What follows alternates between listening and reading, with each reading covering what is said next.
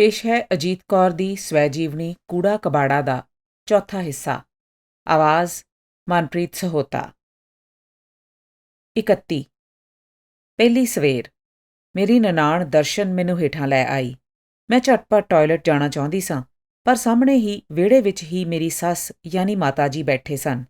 ਸਹੁਰਾ ਸਾਹਿਬ ਯਾਨੀ ਪਿਤਾ ਜੀ ਤਿਆਰ-ਬਰ-ਤਿਆਰ ਵਿਹੜੇ ਵਿੱਚ ਹੀ ਕੁਰਸੀ ਤੇ ਬੈਠੇ ਸਨ ਤੇ ਸਾਹਮਣੇ ਛੋਟੇ ਜਿਹੇ ਮੇਜ਼ ਤੇ ਰੱਖਿਆ ਬ੍ਰੈਕਫਾਸਟ ਖਾ ਰਹੇ ਸਨ। ਸੋ ਮੈਂ ਪਹਿਲੋਂ ਪਿਤਾ ਜੀ ਨੂੰ ਮੱਥਾ ਟੇਕਿਆ, ਗੋਡੇ ਜ਼ਮੀਨ ਤੇ ਦੂਹਰੇ ਕਰਕੇ ਸਿਰ ਉਹਨਾਂ ਦੇ ਬੂਟਾਂ ਤੇ ਰੱਖ ਦਿੱਤਾ, ਜਿਸ ਤਰ੍ਹਾਂ ਗੁਰਦੁਆਰੇ ਵਿੱਚ ਮੱਥਾ ਟੇਕੀਦਾ ਏ। ਉਹਨਾਂ ਕੁਝ ਕਿਹਾ, ਸ਼ਾਇਦ ਅਸੀਸ ਵਰਗਾ ਕੁਝ। ਮੈਨੂੰ ਕੁਝ ਸਮਝ ਨਹੀਂ ਆਇਆ। ਮੈਂ ਬੇਹੱਦ ਬੌਖਲਾਈ ਹੋਈ ਸਾਂ। ਡਰ ਸੀ ਦੁਪੱਟਾ ਸਿਰ ਤੋਂ ਨਾ ਤਿਲਕ ਜਾਵੇ। ਭੂਆ ਜੀ ਹੀ ਲੰਗੜਾਉਂਦੇ ਹੋਏ ਮੇਰੇ ਵੱਲ ਆਏ। ਮਾਂ ਸਦਕੇ ਕਿਹਾ ਸੋਹਣਾ ਮੱਥਾ ਟੇਕਿਆ ਸੂ, ਜਿਉਂਦੀ ਰਵੇਂ। ਪਰ ਹਰ ਵਾਰੀ ਇੰਜ ਜ਼ਮੀਨ ਤੇ ਗੋਡੇ ਮੂਧੇ ਮਾਰ ਕੇ ਮੱਥਾ ਨਹੀਂ ਟੇਕੀਦਾ, ਬਸ ਰਤਾ ਕੁਝ ਝੁੱਕ ਕੇ ਪੈਰਾਂ ਵੱਲ ਹੱਥ ਕਰ ਦੇਈਦਾ ਏ, ਹੈਂ। ਮੈਂ ਉਹਨਾਂ ਨੂੰ ਵੀ ਮੱਥਾ ਟੇਕ ਦਿੱਤਾ ਤੇ ਉਹਨਾਂ ਮੇਰਾ ਸਿਰ ਪਲੋਸ ਕੇ, ਮੋਢੇ ਪਲੋਸ ਕੇ, ਪਿੱਠ ਪਲੋਸ ਕੇ ਅਸੀਸਾਂ ਦਿੱਤੀਆਂ।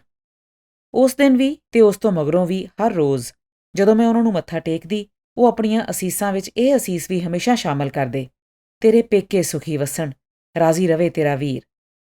ਸੱਸ ਨੂੰ ਯਾਨੀ ਮਾਤਾ ਜੀ ਨੂੰ ਮੱਥਾ ਟੇਕਿਆ। ਉਹਨਾਂ ਵੀ ਸਹੁਰਾ ਸਾਹਿਬ ਵਾਂਗੂ ਕੋਈ ਮੁਖਤਸਰ ਜਿਹੀ ਅਸੀਸ ਦਿੱਤੀ, ਸੁਹਾਗ ਭਾਗ ਬਣਿਆ ਰਵੇ, ਬੁੱਢ ਸੁਹਾਗਣ ਹੋਵੇਂ, ਪੁੱਤਰਾਂ ਵਾਲੀ ਹੋਵੇਂ। ਪਿਤਾ ਜੀ ਦੀ ਅਸੀਸ ਮੈਂ ਨਹੀਂ ਸੀ ਸੁਣੀ, ਮਾਤਾ ਜੀ ਦੀ ਸਾਫ਼ ਸੁਣਾਈ ਦਿੱਤੀ, ਕਿਉਂਕਿ ਹੁਣ ਤੱਕ ਮੇਰੀ ਬੌਖਲਾਹਟ ਰਤਾ ਕੁ ਘਟ ਗਈ ਸੀ ਸ਼ਾਇਦ। ਅਚਾਨਕ ਮਾਤਾ ਜੀ ਨੇ ਕਿਹਾ, ਤੇਰਾ ਚੂੜਾ ਕਿੱਥੇ ਵੇ? ਉਹਨਾਂ ਮੇਰੇ ਖਾਲੀ ਹੱਥ ਤੱਕ ਲਏ ਸਨ। ਉਹਨਾਂ ਦੀ ਆਵਾਜ਼ ਵਿੱਚ ਬੌਖਲਾਈ ਹੋਈ, ਫਿਕਰਮੰਦ ਤਿਲਮਿਲਾਹਟ ਜਿਹੀ ਸੀ। ਫੇਰ ਉਹਨਾਂ ਮੇਰਾ ਦੁਪੱਟਾ ਗਲੇ ਕੋਲੋਂ ਰਤਾ ਕੁ ਹੇਠਾਂ ਸਰਕਾ ਕੇ ਵੇਖਿਆ ਤੇ ਹਾਰ। ਦੁਪੱਟੇ ਦੀ ਕੰਨੀ ਸਿਰ ਦੇ ਇੱਕ ਪਾਸਿਓਂ ਰਤਾ ਕੁ ਉਤਾਂਹ ਚੁੱਕ ਕੇ ਤੇ ਕਾਂਟੇ, ਸਾਰਾ ਕੁਝ ਕਿੱਥੇ ਲਾਹ ਆਈ ਏ ਵਹੁਟੀਏ? ਉੱਤੇ ਅਲਮਾਰੀ ਵਿੱਚ, ਮੈਂ ਹੌਲੀ ਜਿਹੀ ਕਿਹਾ। ਇੱਕ ਅਜੀਬ ਜਿਹਾ ਅਪਰਾਧ ਦਾ ਅਹਿਸਾਸ, ਗਲੇ ਵਿੱਚ ਅਟਕਿਆ ਇੱਕ ਸਾਹ, ਅੰਦਰ ਉੱਡਦੀ ਬਹੁਤ ਸਾਰੀ ਰੇਤ। ਤੇ ਮਾਤਾ ਜੀ ਨੇ ਕਿਹਾ, ਹਾਏ ਕੁੜੀਏ, ਇਹ ਕੀ ਕੀਤਾ ਤੂੰ? ਚੂੜਾ ਆਪੇ ਵਧਾ ਦਿੱਤਾ। ਬਦਸ਼ਗਣੀ ਹੁੰਦੀ ਏ, ਚੂੜਾ ਤੇ ਮਹੀਨੇ ਮਗਰੋਂ ਵਧਾਈਦਾ ਏ। ਜਾ ਪਹਿਲੋਂ ਉੱਤੇ ਜਾ ਕੇ ਪਾ ਕੇ ਆ ਸਭ ਕੁਝ। ਤੇ ਫੇਰ ਮੇਰੇ ਸਹੁਰਾ ਸਾਹਿਬ ਨੂੰ ਯਾਨੀ ਪਿਤਾ ਜੀ ਨੂੰ ਤੇ ਭੂਆ ਜੀ ਨੂੰ ਕਹਿਣ ਲੱਗੇ, ਵੇਖੋ ਇਸ ਕੁੜੀ ਨੂੰ, ਝੱਲੀਏ ਕਿ ਨਹੀਂ? ਕੋਈ ਇਸ ਤਰ੍ਹਾਂ ਗਹਿਣੇ ਲਾ ਕੇ ਰੱਖਦਾ ਏ? ਆਏ ਗਏ ਵਾਲਾ ਘਰ ਏ। ਮੈਂ ਚੁੱਪ। ਹਿੰਮਤ ਹੀ ਨਹੀਂ ਪਈ ਕਹਿਣ ਦੀ ਕਿ ਉਹ ਤਾਂ ਰਾਤੀ ਤੁਹਾਡੇ ਹੀ ਬੇਟੇ ਨੇ ਲੁਹਾ ਦਿੱਤੇ ਸਨ, ਅਲਮਾਰੀ ਵਿੱਚ ਰੱਖ ਦਿੱਤੇ ਸਨ। ਦਿਲ ਕੀਤਾ ਹੁਣੇ ਕਿਧਰੋਂ ਉਹ ਆ ਜਾਣ, ਰਾਜ, ਤੇ ਕਹਿਣ, ਮੈਂ ਹੀ ਕਿਹਾ ਸੀ ਇਹਨੂੰ, ਇਹਦਾ ਕੋਈ ਕਸੂਰ ਨਹੀਂ। ਪਰ ਰਾਜ ਦੇ ਕਿਧਰੇ ਵੀ ਨਹੀਂ ਸਨ ਨਜ਼ਰ ਆ ਰਹੇ। ਪਿਤਾ ਜੀ ਨੇ ਕਿਹਾ, ਤੁਸੀਂ ਇਹਦੇ ਕੋਲੋਂ ਪੁੱਛ ਲਓ ਕਿ ਜੋ ਗਹਿਣਾ ਹਰ ਵੇਲੇ ਪਾਈ ਰੱਖਣਾ ਹੋਵੇ ਉਹ ਪਾਈ ਰੱਖੇ ਤੇ ਬਾਕੀ ਸਭ ਕੁਝ ਡੱਬੇ ਵਿੱਚ ਪਾ ਕੇ ਮੈਨੂੰ ਦੇ ਦਿਓ। ਅੱਜ ਹੀ ਮੈਂ ਲੌਕਰ ਵਿੱਚ ਰੱਖ ਆਉਣਾ। ਕਲੀਨਿਕ ਜਾਣ ਤੋਂ ਪਹਿਲਾਂ ਹੀ ਬੈਂਕ ਚਲਾ ਜਾਵਾਂਗਾ। ਮੈਂ ਕੰਬਦੀ ਹੋਈ ਖੜੀ ਰਹੀ, ਜਿਸ ਤਰ੍ਹਾਂ ਮੇਰੀ ਨਾਕਾਬਲੇ ਮੁਆਫ਼ੀ ਨਲਾਇਕੀ ਅਤੇ ਕਮਅਕਲੀ ਫੜੀ ਗਈ ਹੋਵੇ। ਸਨੋਂ ਫੜੇ ਚੋਰ ਵਾਂਗੂ ਮੈਂ ਥਰ-ਥਰ ਕੰਬ ਰਹੀ ਸਾਂ। ਹਾਏ, ਇਹ ਸਾਰੇ ਕੀ ਸੋਚਦੇ ਹੋਣਗੇ? ਕਿੰਨੀ ਬੇਵਕੂਫ ਏ। ਪਹਿਲੇ ਹੀ ਦਿਨ ਬੇਵਕੂਫੀ ਦਾ ਇੰਨਾ ਉਗੜਿਆ ਹੋਇਆ ਮੁਜ਼ਾਹਰਾ। ਦਰਸ਼ਨ ਹੱਸ ਰਹੀ ਸੀ। ਭਰਜਾਈ ਜੀ ਗਹਿਣੇ ਪਾਣ ਨੂੰ ਮਿਲਣ ਤੇ ਸਾਹਮਣੇ ਵੀ ਪੈਂਦੇ ਨੇ। ਸਿਰਫ ਭੂਆ ਜੀ ਮੇਰੇ ਵੱਲ ਬੜੀ ਭਿੱਜੀ ਨਜ਼ਰ ਨਾਲ ਤੱਕ ਰਹੇ ਸਨ। ਜੇ ਉੱਥੇ ਹੋਰ ਕੋਈ ਨਾ ਹੁੰਦਾ ਤਾਂ ਮੈਨੂੰ ਯਕੀਨ ਹੈ ਉਹ ਮੈਨੂੰ ਗਲ ਨਾਲ ਲਾ ਲੈਂਦੇ, ਬੁੱਕਲ ਵਿੱਚ ਲਪੇਟ ਲੈਂਦੇ, ਲੁਕਾ ਲੈਂਦੇ। ਮੈਂ ਵਾਪਸ ਉੱਤੇ ਗਈ। ਉਂਝ ਸਭ ਨਾਲੋਂ ਬਹੁਤੀ ਲੋੜ ਉਸ ਵੇਲੇ ਟਾਇਲਟ ਜਾਣ ਦੀ ਸੀ, ਪਰ ਸਭ ਤੋਂ ਜ਼ਿਆਦਾ ਜ਼ਰੂਰੀ ਸੀ ਮਾਤਾ ਜੀ ਦੇ ਹੁਕਮ ਦੀ ਤਾਮੀਲ ਕਰਨੀ। ਉੱਤੇ ਜਾ ਕੇ ਸਾਰੇ ਗਹਿਣੇ ਮੁੜ ਕੇ ਪਾ ਲਏ। ਚੂੜਾ ਪਾਣ ਲੱਗਿਆ ਮੈਂ ਉਹਦੇ ਨਾਲੋਂ ਕਲੀਰੇ ਖੋਲ੍ਹ ਕੇ ਉਸੇ ਅਲਮਾਰੀ ਵਿੱਚ ਰੱਖ ਦਿੱਤੇ ਤੇ ਆਹਿਸਤਾ ਵਾਪਸ ਪੌੜੀਆਂ ਉੱਤਰ ਆਈ। ਦਰਸ਼ਨ ਮੈਨੂੰ ਲੈਬੋਰੇਟਰੀ ਦੇ ਬੂਹੇ ਤੱਕ ਪਹੁੰਚਾ ਗਈ। ਮੈਂ ਬਾਹਰ ਨਿਕਲੀ ਤਾਂ ਸਮਝ ਨਾ ਆਵੇ ਕਿ ਹੱਥ ਕਿੱਥੇ ਧੋਵਾਂ। ਦਰਸ਼ਨ ਗੁੱਤਾਂ ਹਿਲਾਂਦੀ ਹੋਈ ਆਈ ਤੇ ਵਿਹੜੇ ਵਿੱਚ ਖੁਰਲੀ ਦੇ ਕੋਲ ਕਰਕੇ ਲੱਗੇ ਪੰਪ ਨੂੰ ਘੇੜਨ ਲੱਗੀ। ਆ ਜਾਓ, ਹੱਥ ਇੱਥੇ ਧੋਈਦੇ ਨੇ। ਮੈਂ ਹੌਲੀ ਜਿਹੀ ਕਿਹਾ, ਤੁਸੀਂ ਕਿਉਂ ਤਕਲੀਫ ਕਰਦੇ ਹੋ? ਮੈਂ ਆਪੇ ਘੇੜ ਲਵਾਂਗੀ। ਉਂਝ ਉਸ ਵੇਲੇ ਮੈਂ ਇਹੀ ਸੋਚ ਰਹੀ ਸਾਂ ਕਿ ਸਲਵਾਰ ਦੇ ਪਹੁੰਚੇ ਭਿੱਜ ਜਾਣ ਦਿਆਂ ਕਿ ਰਤਾ ਉਤਾਂਹ ਚੁੱਕ ਲਵਾਂ। ਪਿਤਾ ਜੀ ਅਜੇ ਸਾਹਮਣੇ ਹੀ ਸਨ, ਸੋ ਮੈਂ ਭਿੱਜਣ ਦਿੱਤੇ। ਉਹ ਹੱਸਣ ਲੱਗੀ। ਕਦੇ ਘੇੜਿਆ ਵੀ ਏ ਪੰਪ? ਆਉਂਦਾ ਏ ਘੇੜਨਾ? ਮੈਂ ਹੌਲੀ ਜਿਹੀ ਕਿਹਾ, ਹਾਂ ਘੇੜਿਆ ਏ, ਜਲੰਧਰ। ਜਲੰਧਰ? ਲਾਹੌਰ ਤੇ ਦਿੱਲੀ, ਇਹੀ ਦੋ ਸ਼ਹਿਰ ਸੁਣੇ ਸਨ ਅਸਾਂ ਤੇ ਜਿੱਥੇ ਤੁਸੀਂ ਰਹੇ ਹੋ। ਜਲੰਧਰ ਕੌਣ ਰਹਿੰਦਾ ਏ? ਕੋਈ ਰਿਸ਼ਤੇਦਾਰ? ਨਹੀਂ, ਲਾਹੌਰੋਂ ਉੱਜੜ ਕੇ ਜਲੰਧਰ ਰਹੇ ਸਾਂ। ਉਹ ਚੁੱਪ ਰਹੀ ਤੇ ਗੁੱਤਾਂ ਹਿਲਾਉਂਦੀ ਹੋਈ ਅੱਗੇ ਨੂੰ ਤੁਰ ਪਈ, ਪੌੜੀਆਂ ਵੱਲ। ਮੈਂ ਉਹਦੇ ਪਿੱਛੇ ਪੌੜੀਆਂ ਚੜ੍ਹਨ ਲੱਗੀ। ਉੱਤੇ ਪਹੁੰਚੀ ਤਾਂ ਕਮਰੇ ਦੇ ਸਭਨਾਂ ਮੰਜਿਆਂ ਤੇ 5-7 ਔਰਤਾਂ ਪੱਸਰ ਕੇ ਬੈਠੀਆਂ ਹੋਈਆਂ ਸਨ। ਇੱਕ ਗੋਰੀ ਮੋਟੀ ਥੁਲਥੁਲੀ ਔਰਤ ਨੂੰ ਜੱਫੀ ਪਾ ਕੇ ਦਰਸ਼ਨ ਉਹਦੇ ਗਲੇ ਨਾਲ ਝੂਲ ਗਈ।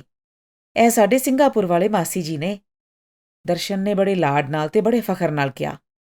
ਮਗਰੋਂ ਜਦੋਂ ਵੀ ਮੈਂ ਉਹ ਘੜੀ ਯਾਦ ਕਰਦੀ ਮੈਨੂੰ ਸਮਝ ਨਾ ਆਉਂਦੀ ਕਿ ਉਹ ਲਾਡ ਤੇ ਉਹ ਫਖਰ ਮਾਸੀ ਲਈ ਸੀ ਜਾਂ ਮਾਸੀ ਦੇ ਵਲੈਤਾਂ ਲਈ ਜਾਂ ਉਹਨਾਂ ਵਲੈਤਾਂ ਤੋਂ ਲਿਆਂਦੀਆਂ ਚੀਜ਼ਾਂ ਲਈ ਜਿਹੜੀਆਂ ਜ਼ਾਹਰ ਏ ਮਾਸੀ ਜੀ ਹਰ ਵਾਰੀ ਲੈ ਕੇ ਆਉਂਦੀ ਹੀ ਹੋਵੇਗੀ। ਅੱਜ ਤਾਂ ਮੈਨੂੰ ਉਹਦਾ ਚਿਹਰਾ ਵੀ ਯਾਦ ਨਹੀਂ, ਕਿਉਂਕਿ ਮਗਰੋਂ 13-14 ਵਰ੍ਹੇ ਮਗਰੋਂ ਇਸੇ ਮਾਸੀ ਨੂੰ ਤੇ ਮਾਸੀ ਦੇ ਸਿੰਗਾਪੁਰ ਨੂੰ ਮੇਰੇ ਖਾਵੰਦ ਨੇ ਹਊਆ ਬਣਾ ਦਿੱਤਾ ਸੀ ਮੇਰੇ ਲਈ। ਹਰ ਵਾਰੀ ਜਦੋਂ ਮੈਨੂੰ ਧਮਕਾਉਣਾ ਹੁੰਦਾ ਇਹੀ ਕਹਿੰਦੇ, ਮੈਂ ਤੇਰੀਆਂ ਦੋਹਾਂ ਕੁੜੀਆਂ ਨੂੰ ਸਿੰਗਾਪੁਰ ਦੇ ਕਿਸੇ ਕੋਠੇ ਤੇ ਵੇਚ ਆਵਾਂਗਾ। ਖੈਰ ਮੈਂ ਝੁੱਕ ਕੇ ਪਹਿਲੋਂ ਸਿੰਗਾਪੁਰ ਵਾਲੀ ਮਾਸੀ ਜੀ ਦੇ ਪੈਰਾਂ ਤੇ ਮੱਥਾ ਟੇਕਿਆ, ਫਿਰ ਵਾਰੋ ਵਾਰੀ ਉਹਨਾਂ ਸਭਨਾਂ ਔਰਤਾਂ ਦੇ ਪੈਰਾਂ ਤੇ। ਨਾਲ ਦਰਸ਼ਨ ਦੱਸਦੀ ਗਈ, ਇਹ ਮਾਮੀ ਜੀ ਨੇ, ਇਹ ਚਾਚੀ ਜੀ ਨੇ, ਇਹ ਗੁਆਂਢ ਵਾਲੇ ਤਾਈ ਜੀ ਨੇ। ਸਾਰਿਆਂ ਨੂੰ ਮੱਥਾ ਟੇਕ ਚੁੱਕੀ ਤਾਂ ਦਰਸ਼ਨ ਨੇ ਮੰਜੇ ਤੋਂ ਹੇਠਾਂ ਲਟਕਦੀਆਂ ਦੋਵੇਂ ਲੱਤਾਂ ਸਿੱਧੀਆਂ ਕੀਤੀਆਂ ਤੇ ਪੈਰ ਮੇਰੇ ਅੱਗੇ ਕਰਕੇ ਕਹਿਣ ਲੱਗੀ, ਤੇ ਇਹ ਮੈਂ ਵਾਂ। ਮੈਂ ਉਹਨੂੰ ਵੀ ਮੱਥਾ ਟੇਕ ਦਿੱਤਾ। ਸਾਰੀਆਂ ਔਰਤਾਂ ਹੱਸਣ ਲੱਗੀਆਂ। ਹੁਣ ਖੋਲੋ ਟਰੰਕ, ਦਰਸ਼ਨ ਨੇ ਹੁਕਮ ਦਿੱਤਾ। ਸਭ ਤੋਂ ਪਹਿਲਾਂ ਸਿੰਗਾਪੁਰ ਵਾਲੀ ਮਾਸੀ ਜੀ ਨੇ ਸਾਰੀਆਂ ਸਾੜੀਆਂ ਸੂਟ ਉਲਟ-ਪੁਲਟ ਕੇ ਆਪਣੇ ਜੋਗੀ ਸਾੜੀ ਚੁਣੀ। ਫਿਰ ਬਾਕੀ ਸਭ ਔਰਤਾਂ ਨੇ ਆਪੋ ਆਪਣੀ ਪਸੰਦ ਦੀਆਂ ਸਾੜੀਆਂ ਚੁਣ ਲਈਆਂ। ਮੈਨੂੰ ਲੱਗਾ ਬਹੁਤ ਸਾਰੀਆਂ ਗਿੱਧਾਂ ਉਸ ਟਰੰਕ ਨੂੰ ਚੂਣ ਰਹੀਆਂ ਸਨ, ਪਰ ਰਤਾ ਵੀ ਅਫਸੋਸ ਨਹੀਂ ਹੋਇਆ, ਨਾ ਦੁੱਖ ਹੋਇਆ। ਸੋਚਿਆ ਇਹਨਾਂ ਲੋਕਾਂ ਦੀ ਰਸਮ ਏ, ਕਰਨੀ ਹੀ ਹੋਈ। ਸਾੜੀਆਂ ਦਾ ਕੀ ਏ, ਮੇਰੇ ਖਾਵੰਦ ਹੋਰ ਲੈ ਦੇਣਗੇ, ਤੇ ਨਾਲੇ ਇੰਨੀਆਂ ਸਾਰੀਆਂ ਸਾੜੀਆਂ ਸੂਟ ਮੈਂ ਕਿਹੜਾ ਇਕੱਠੇ ਪਾ ਲੈਣੇ ਸਨ। ਕੱਪੜਿਆਂ ਨਾਲ, ਗਹਿਣਿਆਂ ਨਾਲ ਨਾ ਮੈਨੂੰ ਉਦੋਂ ਕੋਈ ਮੋਹ ਸੀ, ਨਾ ਅੱਜ ਏ। ਨਾਲੇ ਸ਼ਾਇਦ ਸਭ ਤੋਂ ਵੱਡੀ ਭੁੱਖ ਇਸੇ ਚੀਜ਼ ਦੀ ਸੀ ਕਿ ਸਾਰੇ ਮੈਨੂੰ ਪਿਆਰ ਕਰਨ, ਕਹਿਣ ਕਿੱਡੀ ਬੀਬੀ ਨੂੰਹ ਏ, ਕਿੱਡੇ ਚੰਗੇ ਮਾਪਿਆਂ ਦੀ ਧੀ, ਮੂੰਹ ਵਿੱਚ ਜ਼ੁਬਾਨ ਨਹੀਂ, ਕਿਸੇ ਚੀਜ਼ ਨਾਲ ਮੋਹ ਨਹੀਂ, ਅਸੀਲ ਗਊ ਵਰਗੀ, ਪੜ੍ਹੀ ਲਿਖੀ ਏ ਪਰ ਰਤਾ ਆਕੜ ਨਹੀਂ, ਝੁਕ ਕੇ ਸਾਰਿਆਂ ਦੇ ਪੈਰੀਂ ਪੈਂਦੀ ਏ। ਕੁੜੀਆਂ ਤੇ ਆਪਣੀਆਂ ਚੀਜ਼ਾਂ ਨੂੰ ਹੱਥ ਨਹੀਂ ਲਾਣ ਦਿੰਦੀਆਂ, ਤੇ ਇੱਕ ਇਹ ਹੈ ਕਿ ਲੁਟਾ ਰਹੀ ਏ ਸਭ ਖੁਸ਼ੀ-ਖੁਸ਼ੀ। ਨਹੀਂ, ਉਸ ਵੇਲੇ ਕੁਝ ਵੀ ਨਹੀਂ ਸਾਂ ਸੋਚ ਰਹੀ ਮੈਂ, ਸਿਰਫ ਖੁਸ਼ ਸਾਂ। ਅਜੀਬ ਗੱਲ ਏ, ਪਰ ਖੁਸ਼ ਸਾਂ, ਸੱਚਮੁੱਚ। ਇਹ ਤਾਂ ਮਗਰੋਂ ਸੋਚਿਆਂ ਅੰਦਾਜ਼ਾ ਲਾਂਦੀ ਹਾਂ ਕਿ ਕਿਉਂ ਖੁਸ਼ ਸਾਂ। ਖੈਰ ਇਹ ਰਸਮ ਵੀ ਪੂਰੀ ਹੋ ਗਈ। ਦਰਸ਼ਨ ਨੇ ਕਿਹਾ, ਲਓ ਹੁਣ ਕੱਢ ਲਓ ਆਪਣੇ ਜੋਗੇ ਕੱਪੜੇ ਤੇ ਹੇਠਾਂ ਚੱਲ ਕੇ ਨਹਾ ਲਓ। ਔਰਤਾਂ ਪੌੜੀਆਂ ਵਿੱਚੋਂ ਥੱਲੇ ਉਤਰ ਰਹੀਆਂ ਸਨ। ਉਹਨਾਂ ਦੀਆਂ ਖੁਸ਼-ਖੁਸ਼ ਗੱਲਾਂ ਦੀ ਆਵਾਜ਼ ਆ ਰਹੀ ਸੀ, ਆਹਿਸਤਾ ਹੇਠਾਂ ਜਾਂਦੀ ਹੋਈ। ਮੈਂ ਧੀਮੇ ਜਿਹੇ ਪੁੱਛਿਆ, ਇਹ ਕਿੱਥੇ ਨੇ? ਉਹ ਹੱਸਣ ਲੱਗੀ। ਕੌਣ, ਰਾਜ? ਉਹ ਤੇ ਸਵੇਰੇ ਹੀ ਚਲੇ ਗਏ ਆਪਣੇ ਕਲੀਨਿਕ। ਧੱਕਾ ਲੱਗਾ। ਪਹਿਲੇ ਹੀ ਦਿਨ ਆਪਣੀ ਬੀਵੀ ਨੂੰ ਇੱਕ ਓਪਰੇ ਘਰ ਵਿੱਚ ਛੱਡ ਕੇ ਚਲੇ ਵੀ ਗਏ। ਹੇਠਾਂ ਆ ਗਈ। ਗੁਸਲਖਾਨੇ ਵਿੱਚੋਂ ਨਹਾ ਕੇ ਕਿਸ ਤਰ੍ਹਾਂ ਨਿਕਲਾਂਗੀ, ਤੇ ਏਡੇ ਛੋਟੇ ਗੁਸਲਖਾਨੇ ਵਿੱਚ ਸਾੜੀ ਕਿਸ ਤਰ੍ਹਾਂ ਪਾਵਾਂਗੀ, ਤੇ ਗੁਸਲਖਾਨੇ ਵਿੱਚ ਸਾੜੀ ਨੂੰ ਟੰਗਾਂਗੀ ਕਿੱਥੇ? ਬੜੀ ਔਖੀ ਸਮੱਸਿਆ ਸੀ, ਕਿਉਂਕਿ ਸੱਚੀ ਗੱਲ ਤਾਂ ਇਹ ਹੈ ਕਿ ਉਦੋਂ ਤੱਕ ਮੈਨੂੰ ਠੀਕ ਤਰ੍ਹਾਂ ਸਾੜੀ ਪਾਉਣੀ ਵੀ ਨਹੀਂ ਸੀ ਆਉਂਦੀ। ਦਰਸ਼ਨ ਕਿਧਰੇ ਅੰਦਰ ਜਾ ਚੁੱਕੀ ਸੀ। ਭੂਆ ਜੀ ਰਸੋਈ ਵਿੱਚ ਕੁਝ ਰਿੰਨ ਪਕਾ ਰਹੇ ਸਨ। ਰਸੋਈ ਦੇ ਅੰਦਰ ਨਹੀਂ, ਬਾਹਰ ਵਿਹੜੇ ਵਿੱਚ ਬਣੇ ਚੌਂਕੇ ਵਿੱਚ, ਅਸਲੀ ਰਸੋਈ ਦੇ ਬਾਹਰ। ਪਿਤਾ ਜੀ ਸ਼ਾਇਦ ਆਪਣੇ ਮਰੀਜ਼ਾਂ ਨਾਲ ਮਸਰੂਫ ਹੋਣਗੇ, ਮਾਤਾ ਜੀ ਪਤਾ ਨਹੀਂ ਕਿੱਥੇ ਸਨ। ਮੈਂ ਚੁੱਪਚਾਪ ਉੱਤੇ ਗਈ। ਸਾੜੀ ਨੂੰ ਤੇ ਬਲਾਊਜ਼ ਨੂੰ ਤੇ ਪੇਟੀਕੋਟ ਨੂੰ ਵਾਪਸ ਟਰੰਕ ਵਿੱਚ ਰੱਖ ਦਿੱਤਾ ਤੇ ਸਲਵਾਰ ਕਮੀਜ਼ ਤੇ ਦੁਪੱਟਾ ਕੱਢ ਲਿਆ। ਹੇਠਾਂ ਆ ਕੇ ਚੁੱਪਚਾਪ ਗੁਸਲਖਾਨੇ ਵਿੱਚ ਵੜੀ, ਨਹਾਤੀ, ਬਰਾ ਤੇ ਅੰਡਰਵੇਅਰ ਧੋਤੇ, ਨਿਚੋੜ ਕੇ ਹੱਥ ਵਿੱਚ ਫੜ ਲਏ ਤੇ ਹੱਥ ਨੂੰ ਕੱਲ੍ਹ ਵਾਲੀ ਸਲਵਾਰ ਤੇ ਚੁੰਨੀ ਵਿੱਚ ਲੁਕਾ ਲਿਆ। ਫੇਰ ਤੌਲੀਏ ਦਾ ਧਿਆਨ ਆਇਆ। ਓ ਖੁਦਾ, ਹੁਣ ਇਹ ਸਾਰਾ ਕੁਝ ਕਿੱਥੇ ਰੱਖਾਂ? ਕਿੱਥੇ ਰੱਖ ਕੇ ਤੌਲੀਆ ਧੋਵਾਂ? ਛੋਟੇ ਜਿਹੇ ਗੁਸਲਖਾਨੇ ਵਿੱਚ 4 ਕਿੱਲੀਆਂ ਸਨ, ਪਟੜਾ ਸੀ, ਬਾਲਟੀ ਸੀ ਤੇ ਮੱਗ ਸੀ।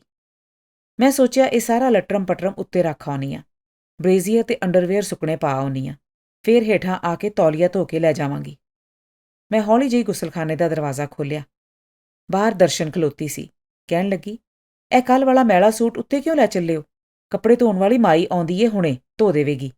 ਤੇ ਉਹਨੇ ਮੇਰੇ ਹੱਥੋਂ ਸਾਰੇ ਕੱਪੜੇ ਫੜ ਲਏ। 2 ਛੋਟੇ ਨਿਚੋੜੇ ਹੋਏ ਕੱਪੜਿਆਂ ਦੇ ਖੇਨੂੰ ਜੇ ਤੱਕ ਕੇ ਹੱਸਣ ਲੱਗੀ, ਇਹ ਵੀ ਮਾਈ ਧੋ ਦਿੰਦੀ ਏ। ਮੈਂ ਉੱਤੇ ਚਲੀ ਆਈ। ਮੰਜੀ ਤੇ ਬਹਿ ਕੇ ਮੈਨੂੰ ਲੱਗਾ ਮੈਂ ਬੜੀ ਦੂਰੋਂ ਤੁਰ ਕੇ ਆਈ ਸਾਂ, ਲੰਮਾ ਪੈਂਡਾ ਮਾਰ ਕੇ। ਬੇਹੱਦ ਥੱਕ ਗਈ ਸਾਂ ਮੈਂ। ਜੇ ਸਿਰਫ ਨਹਾਉਣ ਨਾਲ ਹੀ ਇੰਨੀ ਥਕਾਵਟ ਹੋ ਜਾਂਦੀ ਏ ਤੇ ਕੀ ਬਣੇਗਾ ਮੇਰਾ? ਪਰ ਇਹ ਥਕਾਵਟ ਨਹਾਉਣ ਦੀ ਨਹੀਂ ਸੀ। ਇਹ ਉਸ ਤਮਾਮ ਟੈਨਸ਼ਨ ਦੀ ਤੇ ਫਿਕਰ ਦੀ ਤੇ ਹਿਚਕਿਚਾਹਟ ਦੀ ਥਕਾਵਟ ਸੀ ਜਿਹੜੀ ਓਪਰੇ ਘਰ ਵਿੱਚ, ਓਪਰੇ ਮਾਹੌਲ ਵਿੱਚ, ਓਪਰੇ ਮਨੁੱਖਾਂ ਵਿਚਕਾਰ ਆਪਣੇ ਆਪ ਨੂੰ ਮਨਜ਼ੂਰ ਕਰਵਾ ਲੈਣ ਦੀ ਮਿਹਨਤ ਮੁਸ਼ੱਕਤ ਨਾਲ ਹੋਈ ਸੀ। ਸ਼ਾਇਦ ਹਰ ਕੁੜੀ ਨੂੰ ਇਹੋ ਜਿਹੀ ਥਕਾਵਟ ਹੁੰਦੀ ਹੋਵੇਗੀ, ਪਰ ਫੇਰ ਉਹ ਰਵਾਇਤੀ ਚਾਅ, ਉਹ ਉਤਸ਼ਾਹ, ਉਹ ਉਮੰਗ, ਉਹ ਨਿੱਕੀ-ਨਿੱਕੀ ਛਲਕਦੀ ਖੁਸ਼ੀ ਜਿਹੀ ਕਿੱਥੇ ਸੀ ਜਿਹੜੀ ਧੁੰਦਲੀ ਜਿਹੀ ਤਸਵੀਰ ਅੱਜ ਤੱਕ ਨਾਵਲਾਂ ਵਿੱਚ ਪੜ੍ਹ ਕੇ ਤੇ ਫਿਲਮਾਂ ਵਿੱਚ ਤੱਕ ਕੇ ਮਨ ਵਿੱਚ ਬਣੀ ਹੋਈ ਸੀ। ਇੱਕ ਗਾੜੀ ਜਿਹੀ ਖਾਮੋਸ਼ੀ। ਹਨੇਰੀ ਵੱਗਣ ਤੋਂ ਪਹਿਲਾਂ ਜਿਸ ਤਰ੍ਹਾਂ ਪੂਰਾ ਅਸਮਾਨ ਗਰਦੋ ਗੁਬਾਰ ਨਾਲ ਢੱਕ ਜਾਂਦਾ ਏ ਤੇ ਹਵਾ ਦਾ ਦਮ ਘੁੱਟ ਜਾਂਦਾ ਏ। ਨਹੀਂ, ਉਂਝ ਹਨੇਰੀ ਵੱਗਣ ਦੇ ਕੋਈ ਆਸਾਰ ਨਹੀਂ ਸਨ, ਸੰਭਾਵਨਾ ਹੀ ਨਹੀਂ ਸੀ। ਮੈਂ ਤਾਂ ਕਿਸੇ ਹਨੇਰੀ ਦੀ ਕਲਪਨਾ ਵੀ ਨਹੀਂ ਸਾਂ ਕਰ ਸਕਦੀ। ਮੈਂ ਤਾਂ ਉਸ ਘਰ ਵਿੱਚ ਫਰਸ਼ ਵਾਂਗੂ ਵਿਛ ਜਾਣਾ ਚਾਹੁੰਦੀ ਸਾਂ। ਉਸ ਘਰ ਦੇ ਤਮਾਮ ਲੋਕਾਂ ਦੇ ਪੈਰਾਂ ਦੀ ਆਵਾਜਾਈ ਆਪਣੇ ਪਿੰਡੇ ਤੇ ਮਹਿਸੂਸ ਕਰਨਾ ਚਾਹੁੰਦੀ ਸਾਂ, ਤਾਂ ਕਿ ਉਹ ਮੈਨੂੰ ਪਿਆਰ ਕਰਨ, ਮੈਨੂੰ ਸ਼ਰੀਫ ਤੇ ਭੋਲੀ ਤੇ ਵਿਚਾਰੀ ਜਿਹੀ ਸਮਝ ਕੇ ਚੁੱਕ ਕੇ ਕਲੇਜੇ ਨਾਲ ਲਾ ਲੈਣ। ਮੈਂ ਉਸ ਘਰ ਵਿੱਚ ਮਨਜ਼ੂਰ ਹੋਣਾ ਚਾਹੁੰਦੀ ਸਾਂ। ਮੈਂ ਉਹਨਾਂ ਸਭਨਾਂ ਦੇ ਪੈਰ ਧੋਣ ਲਈ, ਲੱਤਾਂ ਕੁੱਟਣ ਲਈ, ਰੋਟੀਆਂ ਪਕਾਉਣ ਲਈ, ਫਰਸ਼ ਰਗੜਨ ਲਈ, ਕੱਪੜੇ ਧੋਣ ਲਈ, ਬੂਟ ਪਾਲਿਸ਼ ਕਰਨ ਲਈ, ਸਭ ਕਰਨ ਲਈ ਤਿਆਰ ਸਾਂ। ਸਿਰਫ ਮੈਨੂੰ ਮੱਝ ਦਾ ਗੁਤਾਵਾ ਕਰਨਾ ਨਹੀਂ ਸੀ ਆਉਂਦਾ। ਖੈਰ, ਸਿੱਖ ਲਵਾਂਗੀ, ਮੈਂ ਸੋਚਿਆ। ਮੱਝ ਚੋਣ ਲਈ ਤੇ ਉਹ ਬੰਦਾ ਬਾਹਰੋਂ ਆਉਂਦਾ ਹੀ ਏ। ਜੇ ਨਾ ਆਵੇ ਤਾਂ ਇਹ ਕੰਮ ਮੈਂ ਬਿਲਕੁਲ ਨਹੀਂ ਸਾਂ ਕਰ ਸਕਦੀ, ਉਸ ਵਿਚਾਰੇ ਕੱਟੇ ਦਾ ਹੱਕ ਮਾਰ ਕੇ। 32 ਦੁਪਹਿਰ ਵੇਲੇ ਮੇਰੇ ਖਾਵੰਦ ਘਰ ਆਏ। ਮੈਂ ਆਪਣੀ ਸੱਸ ਦੇ ਨਾਲ ਵਰਾਂਡੇ ਵਿੱਚ ਵਿਛੇ ਪਲੰਘ ਤੇ ਬੈਠੀ ਸਾਂ ਤੇ ਗੁਆਂਢ ਦੀਆਂ 2-4 ਔਰਤਾਂ ਮੇਰੀ ਨਿਰਖ ਪਰਖ ਕਰ ਰਹੀਆਂ ਸਨ। ਉਹਨਾਂ ਦੇ ਆਉਂਦਿਆਂ ਹੀ ਪੂਰਾ ਘਰ ਜਿਵੇਂ ਹਰਕਤ ਵਿੱਚ ਆ ਗਿਆ। ਮੇਜ਼ ਤੇ ਪਲੇਟਾਂ ਰੱਖ ਦਿੱਤੀਆਂ ਗਈਆਂ ਤੇ 2 ਡੋਂਗੇ ਤੇ ਲੱਸੀ ਦੇ ਗਲਾਸ। ਮੇਰੇ ਖਾਵੰਦ ਨੇ ਝਟਪਟ ਹੱਥ ਧੋਤੇ ਤੇ ਮੇਜ਼ ਤੇ ਜਾ ਬੈਠੇ। ਮਾਤਾ ਜੀ ਨੇ ਕਿਹਾ, ਤੂੰ ਵੀ ਜਾ। ਮੈਂ ਹੌਲੀ ਜਿਹੀ ਕਿਹਾ, ਤੁਸੀਂ ਵੀ ਚੱਲੋ।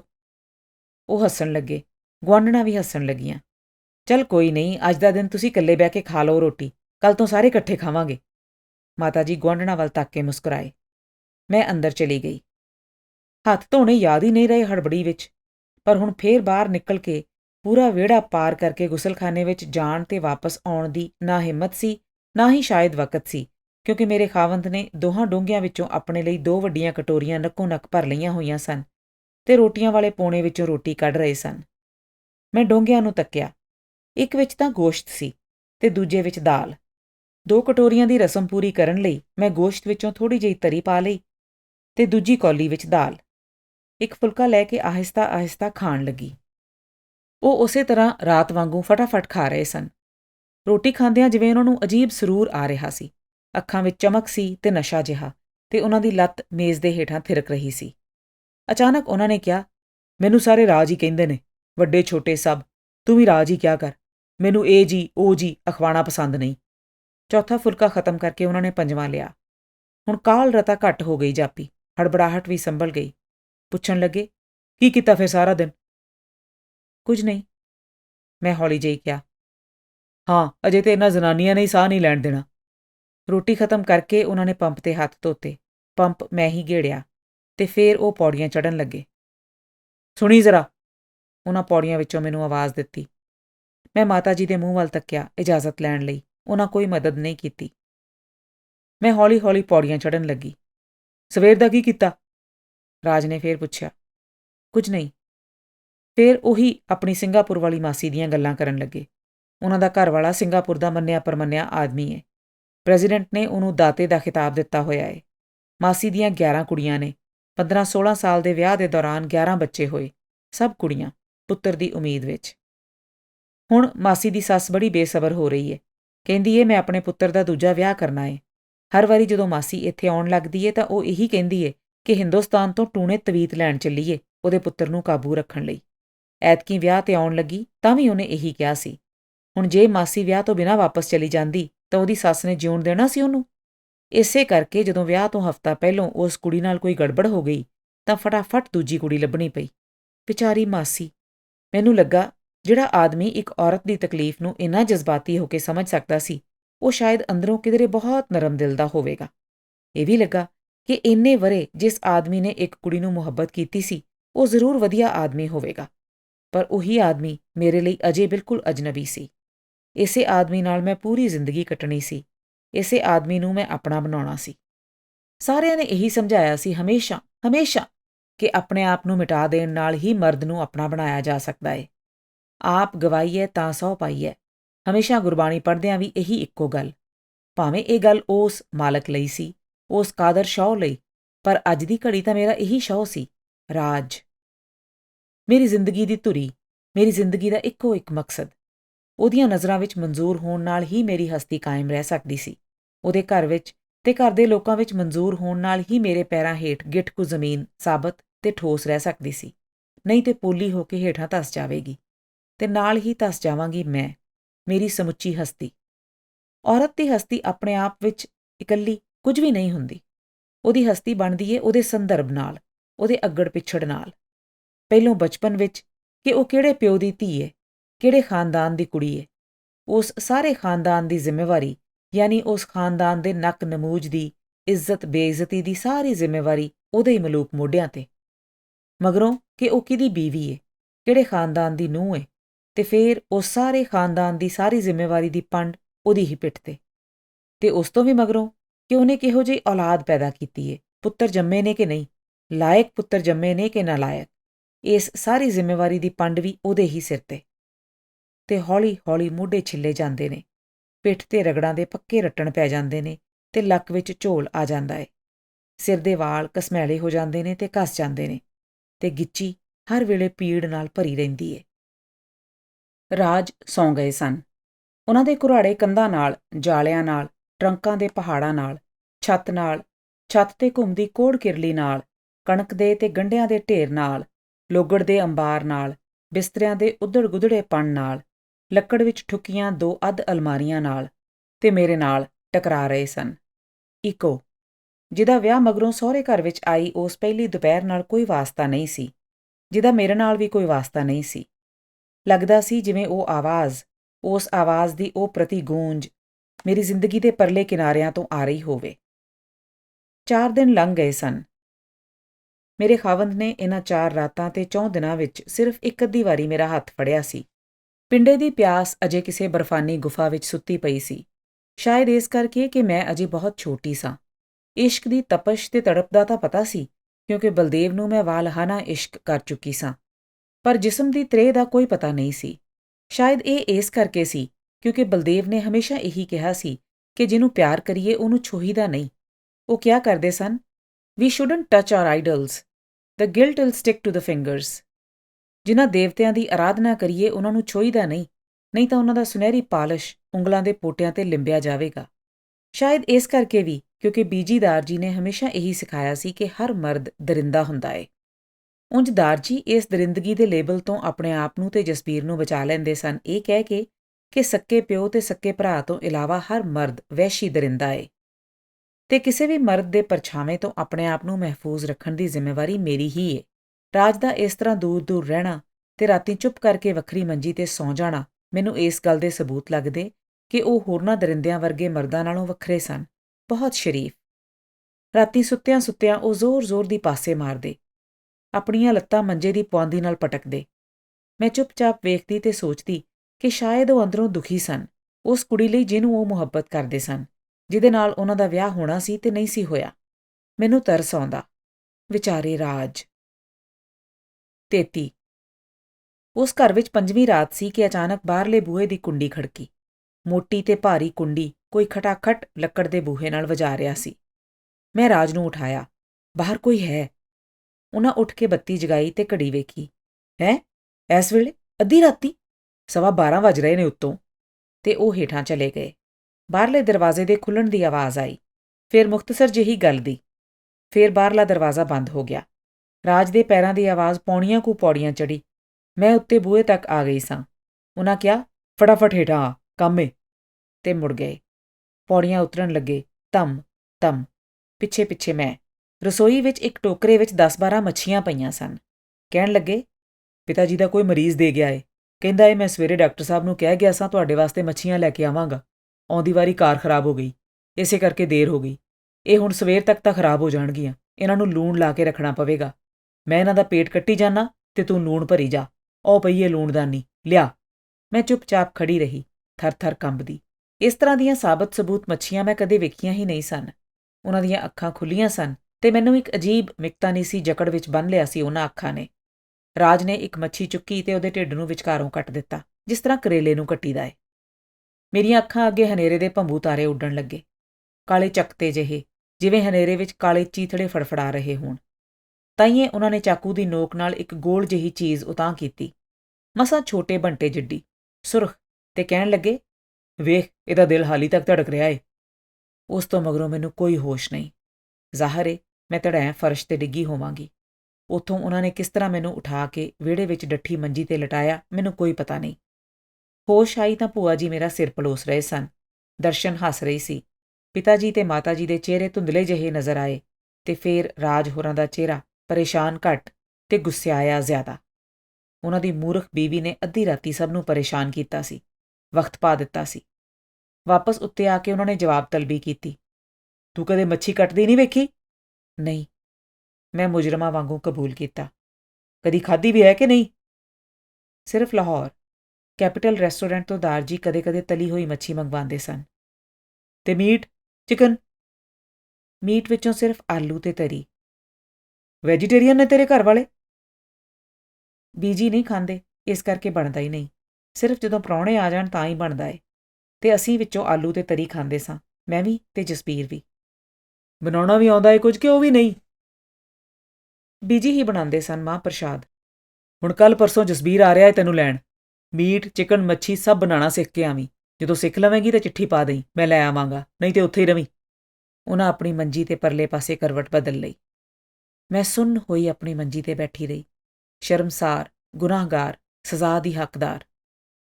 ਕੁਝ ਚਿਰ ਮਗਰੋਂ ਉਹਨਾਂ ਨੇ ਪੁੱਛਿਆ, ਤੇ ਇੰਨੇ ਦਿਨ ਇੱਥੇ ਕੀ ਖਾਂਦੀ ਰਹੀ ਏ? ਤਰੀ, ਮੈਂ ਜੁਰਮ ਕਬੂਲ ਕੀਤਾ। ਦਰੁਸਤ ਸੀ ਉਹਨਾਂ ਦਾ ਪੁੱਛਣਾ, ਕਿਉਂਕਿ ਉਸ ਘਰ ਵਿੱਚ ਮੀਟ, ਚਿਕਨ, ਮੱਛੀ, ਤਿੱਤਰ, ਬਟੇਰ, ਸੂਰ ਦਾ ਮਾਸ, ਹਿਰਨ ਦਾ ਮਾਸ ਸਭ ਬੜੇ ਸ਼ੌਕ ਨਾਲ ਖਾਧੇ ਜਾਂਦੇ ਸਨ। ਸਵੇਰ ਤੇ ਰਾਤ ਦੀ ਰੋਟੀ ਵੇਲੇ ਇਹੀ ਬਣਦੇ ਸਨ। ਇੱਕ ਵਾਰੀ ਮਟਰ ਬਣੇ ਸਨ ਤੇ ਇੱਕ ਵਾਰੀ ਦਾਲ, ਬਸ।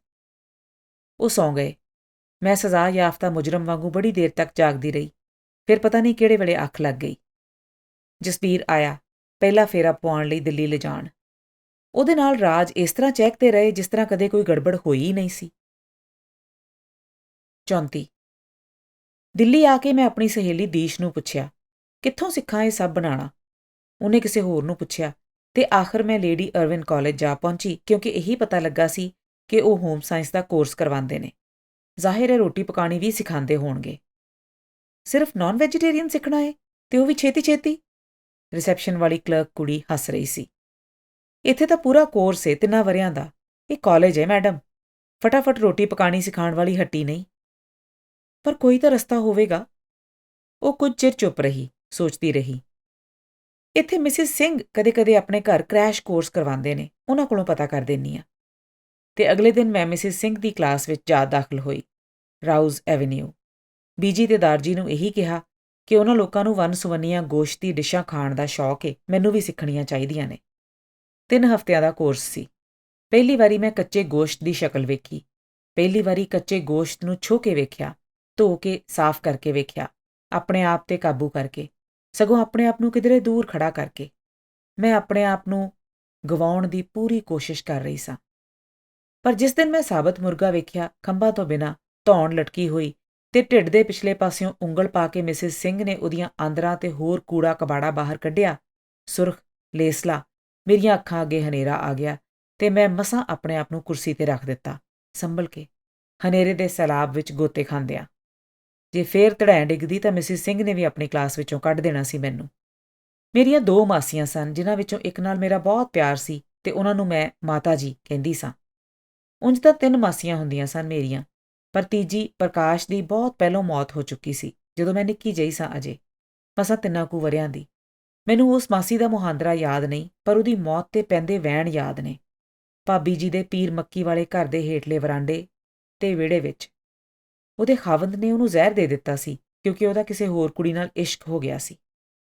ਮੇਰੀ ਨਾਨੀ ਦਾ ਇਸ ਸਦਮੇ ਨਾਲ ਨਰਵਸ ਬ੍ਰੇਕਡਾਊਨ ਹੋ ਗਿਆ ਸੀ ਤੇ ਉਹ ਢੋਲਕੀ ਲੈ ਕੇ ਆਪਣੀ ਪ੍ਰਕਾਸ਼ ਦੇ ਸੁਹਾਗ ਗਾਉਂਦੇ ਰਹਿੰਦੇ ਸਨ। ਇਸ ਘਟਨਾ ਨੂੰ ਮੈਂ ਆਪਣੀ ਕਹਾਣੀ "ਇਹ ਵੀ ਇੱਕ ਇਤਿਹਾਸ ਹੈ" ਵਿੱਚ ਬਿਆਨ ਕੀਤਾ ਹੈ। ਇਸ ਘਟਨਾ ਨੇ ਮੇਰੇ ਮਨ ਦੇ ਨਰਮ ਗੋਸ਼ਤ ਵਿੱਚ ਗਰਮ ਸਲਾਖ ਨਾਲ ਬ੍ਰੈਂਡ ਕਰ ਦਿੱਤਾ ਸੀ ਕਿ ਖਾਵੰਦ ਨੂੰ ਇਹ ਹੱਕ ਵੀ ਹਾਸਲ ਹੈ ਕਿ ਉਹ ਆਪਣੀ ਬੀਵੀ ਨੂੰ ਭਾਵੇਂ ਜ਼ਹਿਰ ਦੇ ਕੇ ਵੀ ਮਾਰ ਦੇਵੇ, ਕੋਈ ਉਹਦਾ ਕੁਝ ਨਹੀਂ ਵਿਗਾੜਦਾ, ਕਿ ਖਾਵੰਦ ਆਖਰ ਖਾਵੰਦ ਹੁੰਦਾ ਏ। ਉਹ ਭਾਵੇਂ ਜ਼ਹਿਰ ਵੀ ਦੇ ਦੇਵੇ, ਚੁੱਪ ਕਰਕੇ ਖਾ ਲਈਦਾ ਏ, ਕਿਸੇ ਨੂੰ ਦੱਸੀਦਾ ਵੀ ਨਹੀਂ। ਉਹਦੇ ਖਿਲਾਫ ਮਰਦੇ ਦਮ ਤੱਕ ਪੁਲਿਸ ਨੂੰ ਬਿਆਨ ਵੀ ਨਹੀਂ ਦੇਈਦਾ। ਸਿਰਫ ਮਾਂ ਪਿਓ ਦੇ ਕੰਨ ਵਿੱਚ ਇਕਬਾਲ ਕਰ ਲਈਦਾ ਏ ਕਿ ਹਾਂ, ਦਿੱਤਾ ਸੀ ਜ਼ਹਿਰ, ਖਾ ਲਿਆ ਸੀ, ਖਾਣਾ ਹੀ ਤੇ ਸੀ। ਤੁਸੀਂ ਜੋ ਕਹਿ ਕੇ ਤੋਰਿਆ ਸੀ ਕਿ ਉਹਨੂੰ ਪਰਮੇਸ਼ਰ ਸਮਝੀ, ਉਹਦਾ ਹਰ ਹੁਕਮ ਮੰਨੀ, ਹੋਰ ਕਰਦੀ ਵੀ ਕੀ? ਉਹ ਕਹਿੰਦੇ ਸਨ ਜਾਂ ਤੇ ਪੇਕੇ ਚਲੀ ਜਾ ਜਾਂ ਇਹ ਜ਼ਹਿਰ ਖਾ ਲੈ। ਤੁਸੀਂ ਹੀ ਦੱਸੋ, ਪੇਕੇ ਕਿਸ ਤਰ੍ਹਾਂ ਚਲੀ ਜਾਂਦੀ ਮੈਂ? ਕਿਸ ਤਰ੍ਹਾਂ ਤੁਹਾਡੀ ਇੱਜ਼ਤ ਰੋਲ ਦਿੰਦੀ? ਤੁਸੀਂ ਤੇ ਕਹਿ ਕੇ ਤੋਰਿਆ ਸੀ, ਜਿਸ ਘਰ ਵਿੱਚ ਡੋਲੀ ਜਾਵੇ ਉਥੋਂ ਅਰਥੀ ਹੀ ਨਿਕਲਦੀ ਏ। ਮੈਂ ਤੁਹਾਡੀ ਇੱਜ਼ਤ ਦੀ ਖਾਤਰ, ਭਾਈਆ ਜੀ ਦੀ ਚਿੱਟੀ ਪੱਗ ਦੀ ਖਾਤਰ ਖਾ ਲਿਆ ਉਹ ਜ਼ਹਿਰ। ਨਹੀਂ, ਤੁਸੀਂ ਫਿਕਰ ਨਾ ਕਰੋ, ਕੌੜਾ ਨਹੀਂ ਸੀ। ਕੈਪਸੂਲ ਵਿੱਚ ਪਾ ਕੇ ਦਿੱਤਾ ਸੀ ਇਹਨਾਂ ਨੇ। ਨਹੀਂ, ਰਤਾ ਡਰ ਨਹੀਂ ਲੱਗਿਆ ਖਾਣ ਲੱਗਿਆ। ਇਸ ਤਰ੍ਹਾਂ ਮਰ ਜਾਏ ਜੇ ਕੁੜੀ ਤਾਂ ਸਾਰੇ ਤਾਰੀਫ ਕਰਦੇ ਨੇ, ਮਗਰੋਂ ਕਹਿੰਦੇ ਨੇ ਕਿ ਹੀ ਖਾਨਦਾਨੀ ਕੁੜੀ ਸੀ, ਸ਼ਹੀਦ ਹੋ ਗਈ, ਪਰ ਉਫ ਨਹੀਂ ਕੀਤੀ। ਪ੍ਰਕਾਸ਼ ਮਾਸੀ ਸਭ ਤੋਂ ਛੋਟੀ ਸੀ ਤੇ ਘਰ ਵਿੱਚ ਸਭ ਤੋਂ ਲਾਡਲੀ, ਤੇ ਸ਼ਹੀਦ ਹੋ ਗਈ ਸੀ। ਵਿਚਕਾਰਲੀ ਮਾਸੀ ਬਲਵੰਤ, ਜਿਨ੍ਹਾਂ ਨੂੰ ਮੈਂ ਮਾਤਾ ਜੀ ਕਹਿੰਦੀ ਸਾਂ, ਮੇਰੇ ਜੰਮਣ ਤੋਂ 29 ਦਿਨਾਂ ਮਗਰੋਂ ਉਹਨਾਂ ਦੇ ਘਰ ਇੱਕ ਬੇਟਾ ਪੈਦਾ ਹੋਇਆ ਸੀ ਤੇ ਕਦੇ-ਕਦੇ ਉਹ ਸਾਨੂੰ ਦੋਹਾਂ ਨੂੰ ਆਪਣਾ ਦੁੱਧ ਪਿਆ ਦਿਆ ਕਰਦੇ ਸਨ। ਸਾਡੇ ਘਰ ਵਿੱਚ ਮਾਤਾ ਜੀ ਲਫ਼ਜ਼ ਕੋਈ ਇਸਤੇਮਾਲ ਨਹੀਂ ਕਰਦਾ। ਬੀਜੀ, ਬੇਜੀ, ਭਾਬੀ ਜੀ, ਮਾਵਾਂ ਲਈ ਇਹੀ ਲਫ਼ਜ਼ ਵਰਤੇ ਜਾਂਦੇ ਸਨ। ਪਰ ਸਾਰੇ ਦੱਸਦੇ ਸਨ ਕਿ ਜਦੋਂ ਮੈਂ ਬੋਲਣ ਜੋਗੀ ਹੋਈ ਤੇ ਜਦੋਂ ਮਾਤਾ ਜੀ ਗਰਮੀ ਦੀਆਂ ਛੁੱਟੀਆਂ ਵਿੱਚ ਮੇਰੇ ਨਾਨਕੇ ਯਾਨੀ ਭਾਬੀ ਜੀ ਦੇ ਘਰ ਆਏ ਤਾਂ ਮੈਂ ਉਹਨਾਂ ਨੂੰ ਤੱਕ ਕੇ ਕਿਹਾ, ਮਾਤਾ ਜੀ। ਸਾਰੇ ਹੈਰਾਨ ਸਨ ਕਿਉਂਕਿ ਇਹ ਲਫ਼ਜ਼ ਆਂਢ-ਗੁਆਂਢ ਵਿੱਚ ਕੋਈ ਇਸਤੇਮਾਲ ਨਹੀਂ ਸੀ ਕਰਦਾ। ਖੈਰ, ਹੋਰ ਸਾਰਿਆਂ ਕੋਲੋਂ ਤਾਂ ਮੈਂ ਸਭ ਕੁਝ ਛੁਪਾਈ ਚਲੀ ਜਾ ਰਹੀ ਸਾਂ, ਪਰ ਜਦੋਂ ਮਾਤਾ ਜੀ ਨੇ ਪੁੱਛਿਆ, ਸਭ ਠੀਕ ਹੈ ਨਾ, ਤਾਂ ਮੈਂ ਉਦਾਸ ਹੋ ਗਈ। ਹਾਂ, ਠੀਕ ਹੈ। ਪਰ ਤੂੰ ਇੰਨੀ ਉਦਾਸ ਕਿਉਂ ਏ? ਨਹੀਂ ਤਾਂ। ਤੇ ਮੈਂ ਝੂਠ-ਮੂਠ ਹੱਸ ਕੇ ਵਿਖਾਇਆ। ਝੂਠੀ, ਮੇਰੇ ਨਾਲ ਤੇ ਤੂੰ ਕਦੀ ਝੂਠ ਨਹੀਂ ਬੋਲਿਆ। ਸੱਚ ਦੱਸ, ਰਾਜ ਜੀ ਤੈਨੂੰ ਪਿਆਰ ਕਰਦੇ ਨੇ ਨਾ? ਕਰਨ ਲੱਗ ਪੈਣਗੇ ਹੌਲੀ-ਹੌਲੀ, ਮੈਂ ਆਹਿਸਤਾ ਜਿਹੇ ਕਿਹਾ। ਹੌਲੀ-ਹੌਲੀ? ਹੌਲੀ-ਹੌਲੀ ਦਾ ਕੀ ਮਤਲਬ? ਨਹੀਂ, ਕੋਈ ਸੀ ਜਿਹਦੇ ਨਾਲ ਉਹਨਾਂ ਦਾ ਵਿਆਹ ਹੋਣਾ ਸੀ। ਪਤਾ ਨਹੀਂ ਕੀ ਗੜਬੜ ਹੋ ਗਈ ਉਹਦੇ ਨਾਲ, ਉਸੇ ਕਰਕੇ ਸ਼ਾਇਦ। ਯਾਨੀ ਮੇਰਾ ਮਤਲਬ ਇਹ ਸੌਂਦੇ ਤੇ ਇਕੱਠੇ ਹੀ ਹੋ ਨਾ? ਹਾਂ, ਉੱਤੇ ਕੋਠੇ ਤੇ। ਇੱਕੋ ਮੰਜੇ ਤੇ? ਨਹੀਂ। ਯਾਨੀ ਤੈਨੂੰ ਉਹਨੇ ਅਜੇ ਤੱਕ ਪਿਆਰ ਕੀਤਾ ਹੈ ਕਿ ਨਹੀਂ? ਨਹੀਂ, ਉਹ ਬੜੇ ਸ਼ਰੀਫ ਨੇ, ਅਜੇ ਤੱਕ ਕੁਝ ਨਹੀਂ ਕਿਹਾ ਮੈਨੂੰ। ਹੱਥ ਹੀ ਨਹੀਂ ਲਾਇਆ? ਨਹੀਂ, ਹੱਥ ਤੇ ਫੜਿਆ ਸੀ। ਮੂਰਖ ਹੈ ਤੂੰ ਤੇ, ਹੱਥ ਫੜਨ ਨਾਲ ਵਿਆਹ ਹੁੰਦਾ ਹੈ? ਤੇਰੇ ਮਾਸੜ ਜੀ ਤੇ ਹੁਣ ਤੱਕ ਤੇਰੇ ਦਿਲ ਨੂੰ ਨਹੀਂ ਹੁੰਦਾ ਕੁਝ? ਨਹੀਂ, ਉਹ ਵੀ ਚੁੱਪ ਕਰਕੇ ਸੌਂ ਜਾਂਦੇ ਨੇ, ਮੈਂ ਵੀ ਫਿਰ ਸੌਂ ਜਾਂਦੀ ਹਾਂ। ਜੇ ਉਹਨੇ ਹੱਥ ਨਹੀਂ ਲਾਇਆ ਤੇ ਤੂੰ ਨਹੀਂ ਜਾ ਕੇ ਬਹਿ ਸਕਦੀ ਉਹਦੇ ਮੰਜੇ ਤੇ? ਮੈਂ ਚੁੱਪ। ਅਗਲੇ ਦਿਨ ਉਹ ਸੈਕਸ ਬਾਰੇ ਕੋਈ ਕਿਤਾਬ ਲੈ ਆਏ। ਕਿਤਾਬ ਅੰਗਰੇਜ਼ੀ ਦੀ ਸੀ, ਜ਼ਰੂਰ ਮਾਸਟਰ ਜੀ ਕੋਲੋਂ ਹੀ ਮੰਗਵਾਈ ਹੋਵੇਗੀ। ਮੈਂ ਸ਼ਰਮ ਨਾਲ ਜ਼ਮੀਨ ਵਿੱਚ ਧੱਸਦੀ ਜਾ ਰਹੀ ਸਾਂ। ਕਹਿਣ ਲੱਗੇ, ਇਹਨੂੰ ਠੀਕ ਤਰ੍ਹਾਂ ਪੜ੍ਹ ਤੇ ਹੁਣ ਜਦੋਂ ਤੈਨੂੰ ਲੈਣ ਆਵੇ ਤੂੰ ਆਪ ਉਹਨੂੰ ਜੱਫੀ ਪਾ ਲਵੀਂ। ਜੇ ਕੱਪੜੇ ਲਾਉਣ ਵਾਸਤੇ ਆਖੇ ਤਾਂ ਨਾ ਨੁੱਕਰ ਨਾ ਕਰੀ। ਇਹ ਮੇਰੀ ਪਹਿਲੀ ਸੈਕਸ ਐਜੂਕੇਸ਼ਨ ਸੀ। ਮਹੀਨੇ ਵਿੱਚ ਮੈਂ ਸਭ ਕੁਝ ਪਕਾਣਾ ਸਿੱਖ ਗਈ, ਪਕਾਣਾ ਵੀ, ਹੱਥ ਲਾਣਾ ਵੀ ਤੇ ਰਤਾ-ਰਤਾ ਖਾਣਾ ਵੀ। ਚਿੱਠੀ ਲਿਖ ਦਿੱਤੀ। ਰਾਜ ਨੇ ਆਉਣ ਵਿੱਚ 8-9 ਦਿਨ ਹੋਰ ਲਾ ਦਿੱਤੇ, ਫਿਰ ਆ ਗਏ। ਸਾਰਿਆਂ ਨਾਲ ਇਸ ਤਰ੍ਹਾਂ ਚਹਿਕ ਰਹੇ ਸਨ ਕਿ ਸਭ ਨੂੰ ਪਿਛਲੇ ਸਵਾ ਮਹੀਨੇ ਦੇ ਸਾਰੇ ਫਿਕਰ ਭੁੱਲ ਗਏ। ਰਾਤੀ ਜਦੋਂ ਅਸੀਂ ਕਮਰੇ ਵਿੱਚ ਇਕੱਲੇ ਸਾਂ, ਕਹਿਣ ਲੱਗੇ, ਖਾਸ ਤਿੱਤਰ ਮੰਗਵਾਏ ਨੇ ਤੇਰਾ ਇਮਤਿਹਾਨ ਲੈਣ ਵਾਸਤੇ, ਤੇ ਹੱਸਣ ਲੱਗੇ। ਮਾਤਾ ਜੀ ਦੀ ਸਿੱਖਿਆ ਧਰੀ ਧਰਾਈ ਰਹਿ ਗਈ। ਮੇਰੇ ਕੋਲੋਂ ਕੁਝ ਨਹੀਂ ਹੋ ਸਕਿਆ।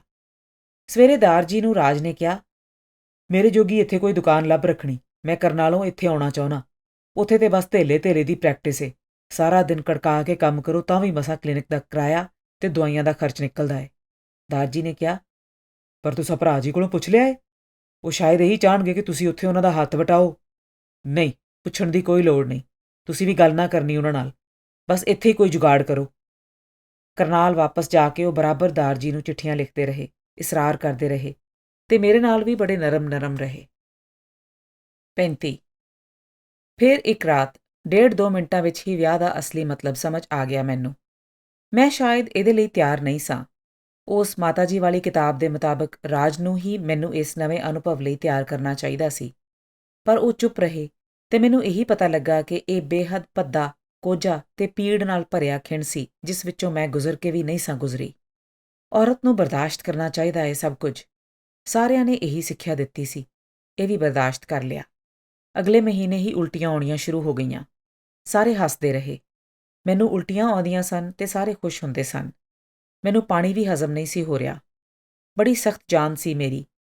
ਤਾਈਏ ਤਾਂ ਬਿਨਾਂ ਕੁਝ ਖਾਧਿਆਂ ਪੀਤਿਆਂ ਉਲਟੀਆਂ ਕਰ ਕੇ ਵੀ ਮੈਂ 5-6 ਮਹੀਨੇ ਜ਼ਿੰਦਾ ਰਹੀ। 36 ਇਸ ਦੌਰਾਨ ਦਾਰ ਜੀ ਨੇ ਦਿੱਲੀ ਪਟੇਲ ਨਗਰ ਵਿੱਚ ਹੀ ਰਾਜ ਲਈ ਇੱਕ ਦੁਕਾਨ ਲੈ ਦਿੱਤੀ। ਅਸੀਂ ਦਿੱਲੀ ਆ ਗਏ। ਦਾਰ ਜੀ ਦੇ ਘਰ ਹੀ ਰਹਿਣ ਲੱਗੇ। ਦਾਰ ਜੀ ਆਪਣੇ ਮਰੀਜ਼ਾਂ ਨੂੰ ਰਾਜ ਕੋਲ ਭੇਜਣ ਲੱਗੇ ਤੇ ਮੇਰਾ ਭਰਾ ਜਸਬੀਰ ਉਹਨਾਂ ਦੇ ਕਲੀਨਿਕ ਦਾ ਉਤਲਾ ਕੰਮ ਕਰਨ ਲੱਗਾ ਕਿਉਂਕਿ ਉਹ ਪ੍ਰੀ ਮੈਡੀਕਲ ਕਰ ਚੁੱਕਾ ਸੀ ਤੇ ਮੈਡੀਕਲ ਕਾਲਜ ਦੇ ਦਾਖਲੇ ਲਈ ਉਹਦੀ ਉਮਰ ਅਜੇ ਛੋਟੀ ਸੀ। ਰਾਜ ਮੈਨੂੰ ਕਹਿਣ ਲੱਗੇ, ਤੂੰ ਕੋਈ ਨੌਕਰੀ ਲੱਭ, ਮੇਰੀ ਤੇ ਹਾਲੀ ਨਵੀਂ ਪ੍ਰੈਕਟਿਸ ਏ, ਤੂੰ ਨੌਕਰੀ ਕਰੇਂਗੀ ਤਾਂ ਹੀ ਇਹ ਵੱਖਰਾ ਘਰ ਲੈ ਸਕਨੇ ਆ, ਕਿੰਨਾ ਚਿਰ ਇਸ ਤਰ੍ਹਾਂ ਬੈਠੇ ਰਵਾਂਗੇ। ਮੈਂ ਕਿਹਾ, ਕਿਹੋ ਜਿਹੀ ਨੌਕਰੀ ਮਿਲ ਸਕਦੀ ਹੈ ਮੈਨੂੰ? ਮੈਨੂੰ ਸੱਚਮੁੱਚ ਨਹੀਂ ਸੀ ਪਤਾ ਕਿ ਮੈਂ ਕਿਸੇ ਨੌਕਰੀ ਦੇ ਕਾਬਲ ਹੈ ਵੀ ਸਾਂ ਕਿ ਨਹੀਂ। ਨੌਕਰੀ ਬਾਰੇ ਕਦੀ ਸੋਚਿਆ ਹੀ ਨਹੀਂ ਸੀ। ਜਦੋਂ ਤੱਕ ਵਿਆਹ ਨਹੀਂ ਹੁੰਦਾ ਉਹਨਾਂ ਚਿਰ ਪੜ੍ਹਾਈ ਵਿੱਚ ਮਸਰੂਫ ਰਹੀਦਾ ਏ ਤੇ ਪੜ੍ਹਾਈ ਖਤਮ ਕਰਕੇ ਵਿਆਹ ਹੋ ਜਾਂਦਾ ਏ, ਬਸ ਇਹੀ ਪਤਾ ਸੀ ਮੈਨੂੰ। ਰਾਜ ਨੇ ਕਿਹਾ, ਸਿਰਫ ਕਿਸੇ ਕੁੜੀਆਂ ਦੇ ਸਕੂਲ ਵਿੱਚ ਹੀ ਨੌਕਰੀ ਕਰਨੀ ਏ। ਸਕੂਲਾਂ ਦੇ ਚੱਕਰ ਲਾਏ ਤਾਂ ਪਤਾ ਲੱਗਾ ਕਿ ਉਹਦੇ ਵਾਸਤੇ ਤਾਂ BT ਜਾਂ B.Ed ਕਰਨੀ ਪੈਂਦੀ ਏ। ਸੋ ਜਾ ਕੇ B.Ed ਵਿੱਚ ਦਾਖਲ ਹੋ ਗਈ। ਉਦੋਂ ਮੇਰਾ ਚੌਥਾ ਮਹੀਨਾ ਚੱਲ ਰਿਹਾ ਸੀ। ਪੜ੍ਹਾਈ ਬਹੁਤ ਸਖਤ ਸੀ। ਸਾਰਾ ਦਿਨ ਕਾਲਜ, ਤੜਕੇ ਬੱਸ ਲੈ ਕੇ ਦਿੱਲੀ ਯੂਨੀਵਰਸਿਟੀ, ਫਿਰ ਕਾਲਜ ਦੀ ਰਗੜਾਈ, ਫਿਰ ਬੱਸ ਵਿੱਚ ਘਰ ਵਾਪਸ ਪਹੁੰਚਦਿਆਂ ਤਰਕਾਲਾਂ ਡੂੰਘੀਆਂ ਹੋ ਚੁੱਕੀਆਂ ਹੁੰਦੀਆਂ। ਬੀਜੀ ਕਹਿੰਦੇ, ਉੱਤੋਂ ਕੁਝ ਹਜ਼ਮ ਨਹੀਂ ਹੁੰਦਾ ਤੇ ਉੱਤੋਂ ਸਾਰੇ ਦਿਨ ਦੀ ਖੱਜਲ ਖੁਆਰੀ, ਇਹ ਕੀ ਮੁਸੀਬਤ ਪਾ ਲਈ ਏ ਤੂੰ? ਮੈਂ ਕਦੇ ਨਹੀਂ ਦੱਸਿਆ ਕਿ ਰਾਜ ਨੇ ਮਜਬੂਰ ਕੀਤਾ ਸੀ, ਕਿ ਰਾਜ ਨੇ ਕਿਹਾ ਇਹ ਮੈਨੂੰ ਨੌਕਰੀ ਕਰਨੀ ਪਵੇਗੀ। ਮੈਂ ਸੋਚਦੀ ਸਾਂ ਅੱਗੇ ਹੀ ਵਿਚਾਰੇ ਬਿਮਾਰ ਰਹਿੰਦੇ ਨੇ, ਕਾਹਨੂੰ ਦਿਲ ਦੁਖਾਣਾ। 7ਵਾਂ ਮਹੀਨਾ ਸੀ ਕਿ ਮੇਰੇ ਪੈਰ ਸੁੱਜ ਕੇ ਭੜੋਲਾ ਹੋ ਗਏ, ਲੱਤਾਂ ਸੁੱਜ ਗਈਆਂ। ਮੈਂ ਸੋਚਦੀ ਸਾਂ ਕਿ ਸਾਰਾ ਦਿਨ ਕੁੱਬੀ ਹੋ ਕੇ ਤੁਰਨ ਨਾਲ, ਤਾਂ ਕਿ ਨਾਲ ਪੜ੍ਹਦੇ ਮੁੰਡਿਆਂ ਨੂੰ ਪਤਾ ਨਾ ਲੱਗੇ, ਸੋਜਾਂ ਪੈ ਗਈਆਂ ਨੇ। ਦਾਰਜੀ ਨੂੰ ਪਤਾ ਲੱਗਾ ਤਾਂ ਉਹਨਾਂ ਨੇ ਕਿਹਾ, ਚੱਲ ਸਾਰੇ ਟੈਸਟ ਕਰਵਾਨੇ ਆ। ਮੈਂ ਕਿਹਾ, ਨਹੀਂ ਰਾਜ ਆਪੇ ਕਰਵਾ ਲੈਣਗੇ, ਤੁਸੀਂ ਫਿਕਰ ਨਾ ਕਰੋ। ਇੱਕ ਦਿਨ ਦੁਪਹਿਰ ਵੇਲੇ ਦਾਰਜੀ ਤੇ ਮਾਸੜ ਜੀ ਮੇਰੇ ਕਾਲਜ ਆ ਪਹੁੰਚੇ। ਮੈਨੂੰ ਨਾਲ ਲੈ ਕੇ ਹਾਰਡਿੰਗ ਹਸਪਤਾਲ ਗਏ। ਡਾਕਟਰ ਪਦਮਾਵਤੀ ਮਾਸੜ ਜੀ ਦੀ ਵਾਕਫ ਸੀ। ਉਹਨੇ ਚੈੱਕ ਕਰਕੇ ਕਿਹਾ, ਇਹਨੂੰ ਹੁਣੇ ਐਮਰਜੈਂਸੀ ਵਿੱਚ ਦਾਖਲ ਕਰ ਲੈਂਦੇ ਆ, ਗੁਰਦੇ ਫੇਲ ਹੋਣ ਦਾ ਡਰ ਏ, ਉੱਤੋਂ 8ਵਾਂ ਮਹੀਨਾ ਚੜ੍ਹ ਪਿਆ ਏ। ਮੈਂ ਕਿਹਾ, ਨਹੀਂ। ਰਾਜ ਹੋਰਾਂ ਨੂੰ ਜਦੋਂ ਪਤਾ ਲੱਗਾ ਕਿ ਮੈਂ ਉਹਨਾਂ ਨੂੰ ਪੁੱਛਣ ਤੋਂ ਬਿਨਾਂ ਹਸਪਤਾਲ ਜਾ ਦਾਖਲ ਹੋਈ ਸਾਂ ਤਾਂ ਕਿਆਮਤ ਆ ਜਾਵੇਗੀ। ਦਾਰਜੀ ਨੇ ਰਾਤੀ ਰਾਜ ਜੀ ਨੂੰ ਦੱਸਿਆ ਕਿ ਇਹਨੂੰ ਸਵੇਰੇ ਹਸਪਤਾਲ ਦਾਖਲ ਕਰਵਾਉਣਾ ਏ। ਉਹ ਬਹੁਤ ਨਾਰਾਜ਼ ਹੋਏ, ਕਹਿਣ ਲੱਗੇ, ਮੈਂ ਵੀ ਤੇ ਡਾਕਟਰ ਆ, ਮੈਨੂੰ ਸਭ ਪਤਾ ਏ, ਕੋਈ ਲੋੜ ਨਹੀਂ ਹਸਪਤਾਲ ਦੀ, ਪੜ੍ਹਾਈ ਨਹੀਂ ਖਰਾਬ ਕੀਤੀ ਜਾ ਸਕਦੀ ਇੰਨਾ ਚਿਰ। ਸੋ ਅਗਲੀ ਸਵੇਰ ਮੈਂ ਬੱਸ ਸਟਾਪ ਵੱਲ ਤੁਰ ਪਈ, ਕਾਲਜ ਜਾਣ ਵਾਸਤੇ। ਫਰਮਾ ਬਰਦਾਰ ਬੀਵੀ, ਆਪਣਾ ਆਪ ਮਿਟਾ ਕੇ ਮਰਦ ਨੂੰ ਆਪਣਾ ਬਣਾਇਆ ਜਾ ਸਕਦਾ ਏ, ਤੇ ਮੈਂ ਆਪਣਾ ਆਪ ਮਿਟ ਰਹੀ ਸਾਂ। 37 ਅਜੇ 10-12 ਦਿਨ ਹੀ ਲੰਘੇ ਸਨ ਕਿ ਇੱਕ ਦਿਨ ਘਰ ਵਾਪਸ ਆਉਂਦਿਆਂ ਬੱਸ ਵਿੱਚ ਹੀ ਤਿੱਖੀ ਦਰਦ ਸ਼ੁਰੂ ਹੋ ਗਈ। ਉਹ ਸਾਰੀ ਸ਼ਾਮ, ਸਾਰੀ ਰਾਤ, ਅਗਲਾ ਸਾਰਾ ਦਿਨ ਕਿਆਮਤ ਨਾਲ ਰੂਬਰੂਈ ਸੀ। ਸ਼ਾਮ ਵੇਲੇ ਜਦੋਂ ਮੇਰੀ ਹਾਲਤ ਬਹੁਤ ਖਰਾਬ ਸੀ ਤੇ ਡਿਲੀਵਰੀ ਲਈ ਬੁਲਾਈ ਡਾਕਟਰ ਵੀ ਘਬਰਾਈ ਹੋਈ ਸੀ ਤਾਂ ਜਸਬੀਰ 4-5 ਵਾਰੀ ਰਾਜ ਹੋਰਾਂ ਨੂੰ ਕਲੀਨਿਕ ਤੋਂ ਬੁਲਾਉਣ ਗਿਆ। ਉਹ ਨਹੀਂ ਆਏ। ਕਹਿਣ ਲੱਗੇ, ਮੈਂ ਡਾਕਟਰ ਹਾਂ, ਮੈਨੂੰ ਪਤਾ ਹੈ, ਕੁਝ ਨਹੀਂ ਹੁੰਦਾ ਉਹਨੂੰ। 9 ਵਜੇ ਅਰਪਨਾ ਪੈਦਾ ਹੋਈ, ਛੋਟੀ ਜਿਹੀ, ਰੇਸ਼ਮੀ ਜਿਹੀ, ਪਟੋਲੇ ਵਰਗੀ, ਗੁੱਡੀ ਜਿਹੀ। ਬੀਜੀ ਬੜੇ ਫਿਕਰਮੰਦ ਸਨ ਕਿ ਅਠਮਾਇਆ ਬੱਚਾ ਖਬਰੇ ਬਚੇਗਾ ਕਿ ਨਹੀਂ, ਕਿਉਂਕਿ ਉਹ ਵਕਤ ਨਾਲੋਂ ਮਹੀਨਾ ਕੁ ਪਹਿਲਾਂ ਹੀ ਆ ਗਈ ਸੀ। ਉਹਨਾਂ ਨੇ ਉਹਦੇ ਪੰਗੂੜੇ ਵਗੈਰਾ ਦਾ ਕੋਈ ਇੰਤਜ਼ਾਮ ਨਹੀਂ ਸੀ ਕੀਤਾ ਹੋਇਆ। ਰਸੋਈ ਵਿੱਚੋਂ ਆਪਣੀ ਪੀੜੀ ਲਿਆ ਕੇ ਉਹਦੇ ਤੇ ਸਾਫ਼ ਚੱਦਰ ਦਾ ਗਦੇਲਾ ਜਿਹਾ ਬਣਾ ਕੇ ਮੇਰੀ ਬੇਟੀ ਨੂੰ ਸਫੈਦ ਮਲਮਲ ਵਿੱਚ ਲਪੇਟ ਕੇ ਲਿਟਾ ਦਿੱਤਾ। ਰਾਜ ਘਰ ਆ ਗਏ। ਆਉਂਦਿਆਂ ਹੀ ਪੁੱਛਿਆ, ਕੀ ਏ, ਕੁੜੀ ਕਿ ਮੁੰਡਾ? ਬੀਜੀ ਨੇ ਡਰਦਿਆਂ ਡਰਦਿਆਂ ਕਿਹਾ, ਲੱਛਮੀ ਹੁੰਦੀ ਏ ਪਹਿਲੀ ਕੁੜੀ, ਇੰਨੀ ਔਖੀ ਜੰਮੀ ਏ, ਰਾਜ਼ੀ ਰਵੇ। ਤੇ ਉਹ ਰਸੋਈ ਵਿੱਚ ਚਲੇ ਗਏ। ਰਾਜ ਨੇ ਪੀੜੀ ਨੂੰ ਜ਼ੋਰ ਦੀ ਠੁੱਡਾ ਮਾਰਿਆ, ਸਾਡੇ ਪੂਰੇ ਖਾਨਦਾਨ ਵਿੱਚ ਕਦੇ ਪਹਿਲੀ ਕੁੜੀ ਨਹੀਂ ਜੰਮੀ, ਇਹ ਕਿੱਥੋਂ ਆ ਗਈ ਨੈਸ਼? ਪੀੜੀ ਜਾ ਕੇ ਪਰਲੀ ਕੰਧ ਨਾਲ ਵੱਜੀ, ਠਾ।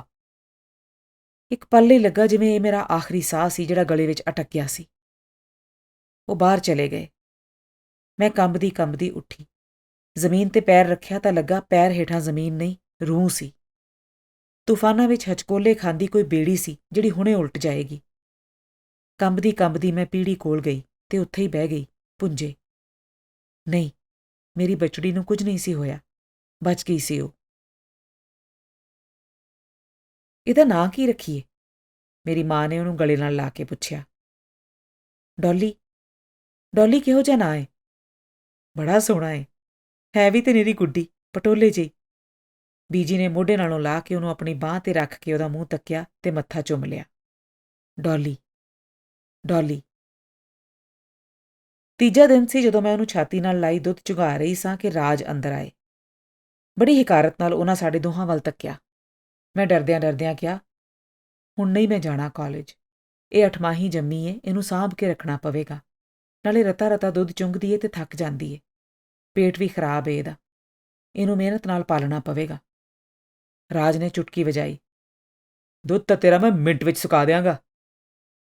ਮੈਂ ਕੰਬ ਗਈ। ਡਾਕਟਰ ਨੇ ਕੋਈ ਟੀਕੇ ਦੱਸੇ ਹੋਏ ਸਨ, ਸ਼ਾਇਦ ਸੈਪਟਿਕ ਨਾ ਹੋਣ ਦੇ ਜਾਂ ਤਾਕਤ ਦੇ, ਯਾਦ ਨਹੀਂ, ਜਿਹੜੇ ਹਰ ਤੀਜੇ ਦਿਨ ਲੱਗਦੇ ਸਨ। ਦਾਰਜੀ ਟੀਕੇ ਬਾਜ਼ਾਰੋਂ ਲੈ ਆਏ ਹੋਏ ਸਨ। ਟੀਕੇ ਰਾਜ ਹੀ ਲਗਾਉਂਦੇ ਸਨ। ਤੀਜੇ ਚੌਥੇ ਦਿਨ ਉਹਨਾਂ ਨੇ ਜਿਹੜਾ ਟੀਕਾ ਲਾਇਆ ਉਹ ਡਾਕਟਰ ਦਾ ਦੱਸਿਆ ਟੀਕਾ ਨਹੀਂ ਸੀ।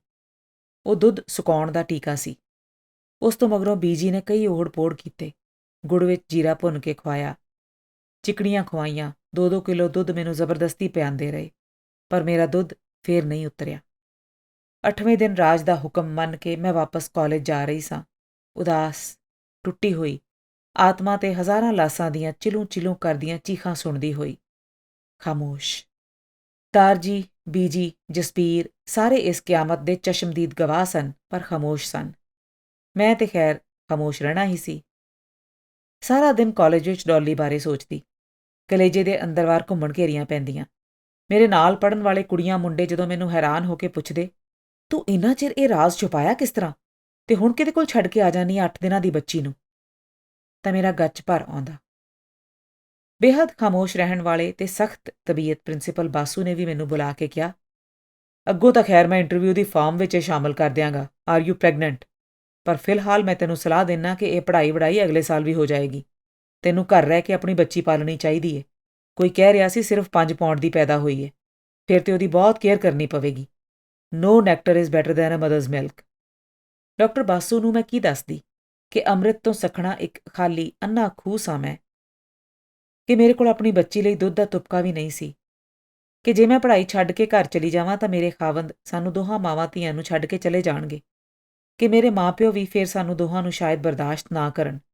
ਉਹੀ ਮਾਂ-ਪਿਓ ਜਿਹੜੇ ਘਰ ਦੀ ਇੱਜ਼ਤ ਢੱਕੀ ਰੱਖਣ ਲਈ ਤੇ ਆਪੇ ਲੱਭੇ ਦਾਮਾਦ ਦਾ ਹਰ ਹੁਕਮ ਮੰਨੀ ਜਾਣ ਲਈ ਦਿਨ-ਰਾਤ ਬੋਤਲਾਂ ਤੇ ਨਿੱਪਲ ਉਬਲਦੇ ਪਾਣੀ ਵਿੱਚ ਸਾਫ਼ ਕਰਦੇ ਨੇ, ਗਰਮ ਪਾਣੀ ਵਿੱਚ ਡੱਬਿਆਂ ਦਾ ਦੁੱਧ ਘੋਲ-ਘੋਲ ਕੇ ਡੌਲੀ ਨੂੰ ਪਿਆਂਦੇ ਰਹਿੰਦੇ ਨੇ। ਕਮਜ਼ੋਰ ਹੋਣ ਕਰਕੇ ਉਸ ਦੁੱਧ ਦਾ ਕਿੰਨਾ ਹਿੱਸਾ ਉਹਦੇ ਤਨ ਬਦਨ ਵਿੱਚ ਜਜ਼ਬ ਹੁੰਦਾ ਏ ਤੇ ਕਿੰਨਾ ਟੱਟੀਆਂ ਉਲਟੀਆਂ ਵਿੱਚ ਨਿਕਲ ਜਾਂਦਾ ਏ, ਇਹਦੇ ਫਿਕਰ ਵਿੱਚ ਗਲਤਾਨ ਰਹਿੰਦੇ ਨੇ। ਬੀਜੀ ਕਦੇ ਪਨੀਰ ਦਾ ਪਾਣੀ, ਕਦੇ ਸੌਂਫ ਇਲਾਇਚੀ ਦਾ ਪਾਣੀ, ਕਦੇ ਕੋਈ ਤੇ ਕਦੇ ਕੋਈ ਓੜ-ਪੋੜ ਕਰਦੇ ਰਹਿੰਦੇ।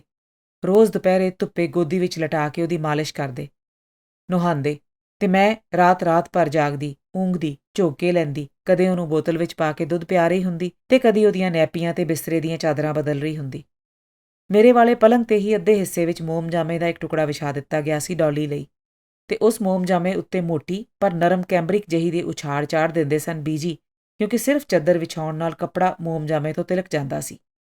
ਉਹਨਾਂ ਹੀ ਉਛਾੜਾਂ ਨੂੰ ਬਦਲਦਿਆਂ ਰਾਤ ਗੁਜ਼ਰ ਜਾਂਦੀ। ਸਵੇਰੇ ਉੱਠ ਕੇ ਮੈਂ ਰਾਤ ਵਾਲੀਆਂ ਗੰਦੀਆਂ ਨੈਪੀਆਂ ਤੇ ਉਛਾੜ ਧੋਂਦੀ। ਛੋਟੇ-ਛੋਟੇ ਸਫੈਦ ਕੱਪੜਿਆਂ ਨਾਲ ਪੂਰੇ ਵਿਹੜੇ ਵਿੱਚ ਆਰ-ਪਾਰ ਬੱਝੇ 2-3 ਟੰਗਣੇ ਭਰ ਜਾਂਦੇ। ਫੇਰ ਝਟਪਟ ਨਹਾ ਕੇ ਤਿਆਰ ਹੋ ਕੇ ਇੱਕ ਅੱਧ ਗਰਾਹੀ ਖਾ ਕੇ ਕਾਲਜ। ਸਾਰਾ ਰਾਹ ਮੈਨੂੰ ਡੌਲੀ ਦੇ ਕਿਕਿਆ ਕੇ ਰੋਣ ਦੀ ਆਵਾਜ਼ ਸੁਣਾਈ ਦਿੰਦੀ ਰਹਿੰਦੀ। ਇਹ ਮਾਂਪਣ ਮੈਂ ਤੇ ਨਹੀਂ ਸੀ ਚੁਣਿਆ। ਵਿਆਹ ਵੀ ਮੇਰੇ ਤੇ ਲੱਦ ਦਿੱਤਾ ਗਿਆ ਸੀ ਤੇ ਫੇਰ ਇਹ ਬੱਚਾ ਵੀ। ਹੁਣ ਮੇਰੇ ਅੰਦਰੋਂ ਜੇ ਆਪਣੇ ਬੱਚੇ ਲਈ ਲਲਕ ਭਰੀ ਚਾਂਗਰ ਜਾਗਦੀ ਸੀ ਤਾਂ ਕੀ ਕਰਦੀ ਮੈਂ ਉਹਦਾ। ਮੇਰੀ ਜ਼ਿੰਦਗੀ ਇੱਕ ਲਾਟੂ ਸੀ ਜਿਹਦੀ ਡੋਰੀ ਹਮੇਸ਼ਾ ਦੂਜਿਆਂ ਦੇ ਹੱਥ ਵਿੱਚ ਰਹੀ ਸੀ। ਰੱਸੀ ਕਿਸੇ ਹੋਰ ਦੀ ਮਰਜ਼ੀ ਨਾਲ ਖਿੱਚੀ ਜਾ ਰਹੀ ਸੀ। ਲਾਟੂ ਘੁੰਮ ਰਿਹਾ ਸੀ। ਤੇਜ਼ੀ ਨਾਲ ਘੁੰਮਦੇ ਲਾਟੂ ਨੂੰ ਤੱਕੋ ਤਾਂ ਉਹਦੇ ਸਾਰੇ ਰੰਗ ਗਾਇਬ ਹੋ ਜਾਂਦੇ ਨੇ। ਸਿਰਫ ਇੱਕ ਪਿਘਲਦੀ ਜਾਂਦੀ ਚੀਜ਼ ਨਜ਼ਰ ਆਉਂਦੀ ਏ, ਗੋਲ-ਗੋਲ ਘੁੰਮਦੀ, ਆਪਣੇ ਲੰਗੜੇ ਜਿਹੇ ਪੈਰ ਤੇ ਲੜਖੜਾਂਦੀ। ਉਹਦੀ ਹੋਂਦ ਵਿੱਚੋਂ ਉਹਦੀ ਪਛਾਣ ਖਤਮ ਹੋ ਜਾਂਦੀ ਏ। ਇਹੀ ਹੋ ਰਿਹਾ ਸੀ ਮੇਰੇ ਨਾਲ। ਮੈਂ ਥਕਾਵਟ ਦੀ ਪੰਡ ਰਹਿ ਗਈ ਸਾਂ, ਬਸ। ਮੇਰੇ ਪਿੰਡੇ ਦਾ ਹਰ ਲੂੰ ਦਰਦ ਨਾਲ ਚੀਖਦਾ ਰਹਿੰਦਾ ਸੀ। ਪੈਰਾਂ ਦੀਆਂ ਤਲੀਆਂ ਵਿੱਚੋਂ ਦਰਦ ਦੀਆਂ ਲਹਿਰਾਂ ਉੱਠਦੀਆਂ ਤੇ ਸਿਰ ਦੇ ਅੰਦਰਵਾਰ ਭੰਵਰ ਬਣ ਜਾਂਦੀਆਂ। ਸਾਰੇ ਜਿਸਮ ਵਿੱਚ ਤਰਾਟਾਂ ਤੇ ਅੰਤਾਂ ਦੀ ਥਕਾਵਟ। ਉਹੀ ਹਾਲ ਮਨ ਦਾ ਤੇ ਰੂਹ ਦਾ ਸੀ। ਸੱਚਮੁੱਚ ਦਿਲ ਕਰਦਾ ਸੀ ਉਦੋਂ ਕਿ ਮੈਨੂੰ ਕੋਈ ਇਹੋ ਜਿਹੀ ਬਿਮਾਰੀ ਹੋ ਜਾਵੇ ਜਿਹੜੀ ਕਮ ਜ਼ ਕਮ ਨਜ਼ਰ ਤਾਂ ਆਵੇ ਕਿਸੇ ਨੂੰ। ਫਿਰ ਸ਼ਾਇਦ ਮੈਨੂੰ ਚੁੱਪ ਕਰਕੇ ਮੰਜੇ ਤੇ ਲੇਟ ਸਕਣ ਦਾ ਹੱਕ ਮਿਲ ਜਾਵੇ। ਇੱਕ ਯੁੱਗ ਬੀਤ ਗਿਆ ਸੀ ਬੇਫਿਕਰੀ ਨਾਲ ਸੁੱਤਿਆਂ। ਰਾਜ ਤਾਂ ਸਿੱਧੇ ਮੂੰਹ ਬੋਲ ਵੀ ਨਹੀਂ ਸਨ ਰਹੇ ਮੇਰੇ ਨਾਲ। ਸਿਰਫ ਬੀਜੀ ਦਾਰਜੀ ਨੂੰ ਵਿਖਾਉਣ ਲਈ ਕਦੇ-ਕਦਾਈ ਇੱਕ ਅੱਧੀ ਗੱਲ ਕਰ ਲੈਂਦੇ। ਜਦੋਂ ਦੀ ਡੌਲੀ ਜੰਮੀ ਉਹ ਵੱਖਰੇ ਕਮਰੇ ਵਿੱਚ ਸੌਂ ਰਹੇ ਸਨ। 38 ਐਤਵਾਰ ਸੀ, ਵੇਲਾ ਦੁਪਹਿਰ ਦਾ। ਬੀਜੀ ਡੌਲੀ ਨੂੰ ਤੇਲ ਨਾਲ ਮਾਲਿਸ਼ ਕਰ ਰਹੇ ਸਨ ਤੇ ਮੈਂ ਉਹਦੇ ਲਈ ਝਬਲਾ ਸਿਉਂ ਰਹੀ ਸਾਂ। ਰਾਜ ਰੋਟੀ ਖਾਣ ਘਰ ਆਏ। ਆ ਕੇ ਬੀਜੀ ਦੇ ਕੋਲ ਹੀ ਵਿਹੜੇ ਵਿੱਚ ਖਲੋ ਗਏ ਤੇ ਡੌਲੀ ਦਾ ਇੱਕ ਪੈਰ ਫੜ ਕੇ ਸਿੱਧਿਆਂ ਕੀਤਾ। ਛੱਡਿਆ ਤਾਂ ਪੈਰ ਲੁੜਕ ਗਿਆ। ਉਹਨਾਂ ਫੇਰ ਫੜ ਕੇ ਸਿੱਧਿਆਂ ਕੀਤਾ। ਛੱਡਿਆ ਤਾਂ ਫੇਰ ਲੁੜਕ ਗਿਆ। ਕਹਿਣ ਲੱਗੇ, ਕੁੜੀ ਤੇ ਲੰਗੜੀ ਏ। ਬੀਜੀ ਦਾ ਵੀ ਤਰਾਹ ਨਿਕਲ ਗਿਆ, ਮੇਰਾ ਵੀ। ਨਹੀਂ ਰਾਜ ਜੀ, ਛੋਟੇ ਬੱਚਿਆਂ ਦੇ ਪੈਰ ਇਸੇ ਤਰ੍ਹਾਂ ਮੋਮ ਵਰਗੇ ਹੁੰਦੇ ਨੇ। ਨਾਲੇ ਜੰਮੀ ਵੀ ਤੇ ਵਿਚਾਰੀ ਸਿਰਫ 5 ਪੌਂਡ ਦੀ ਏ। ਪੈਰਾਂ ਵਿੱਚ ਅਜੇ ਤੱਕ ਤਾਕਤ ਨਹੀਂ ਆਈ।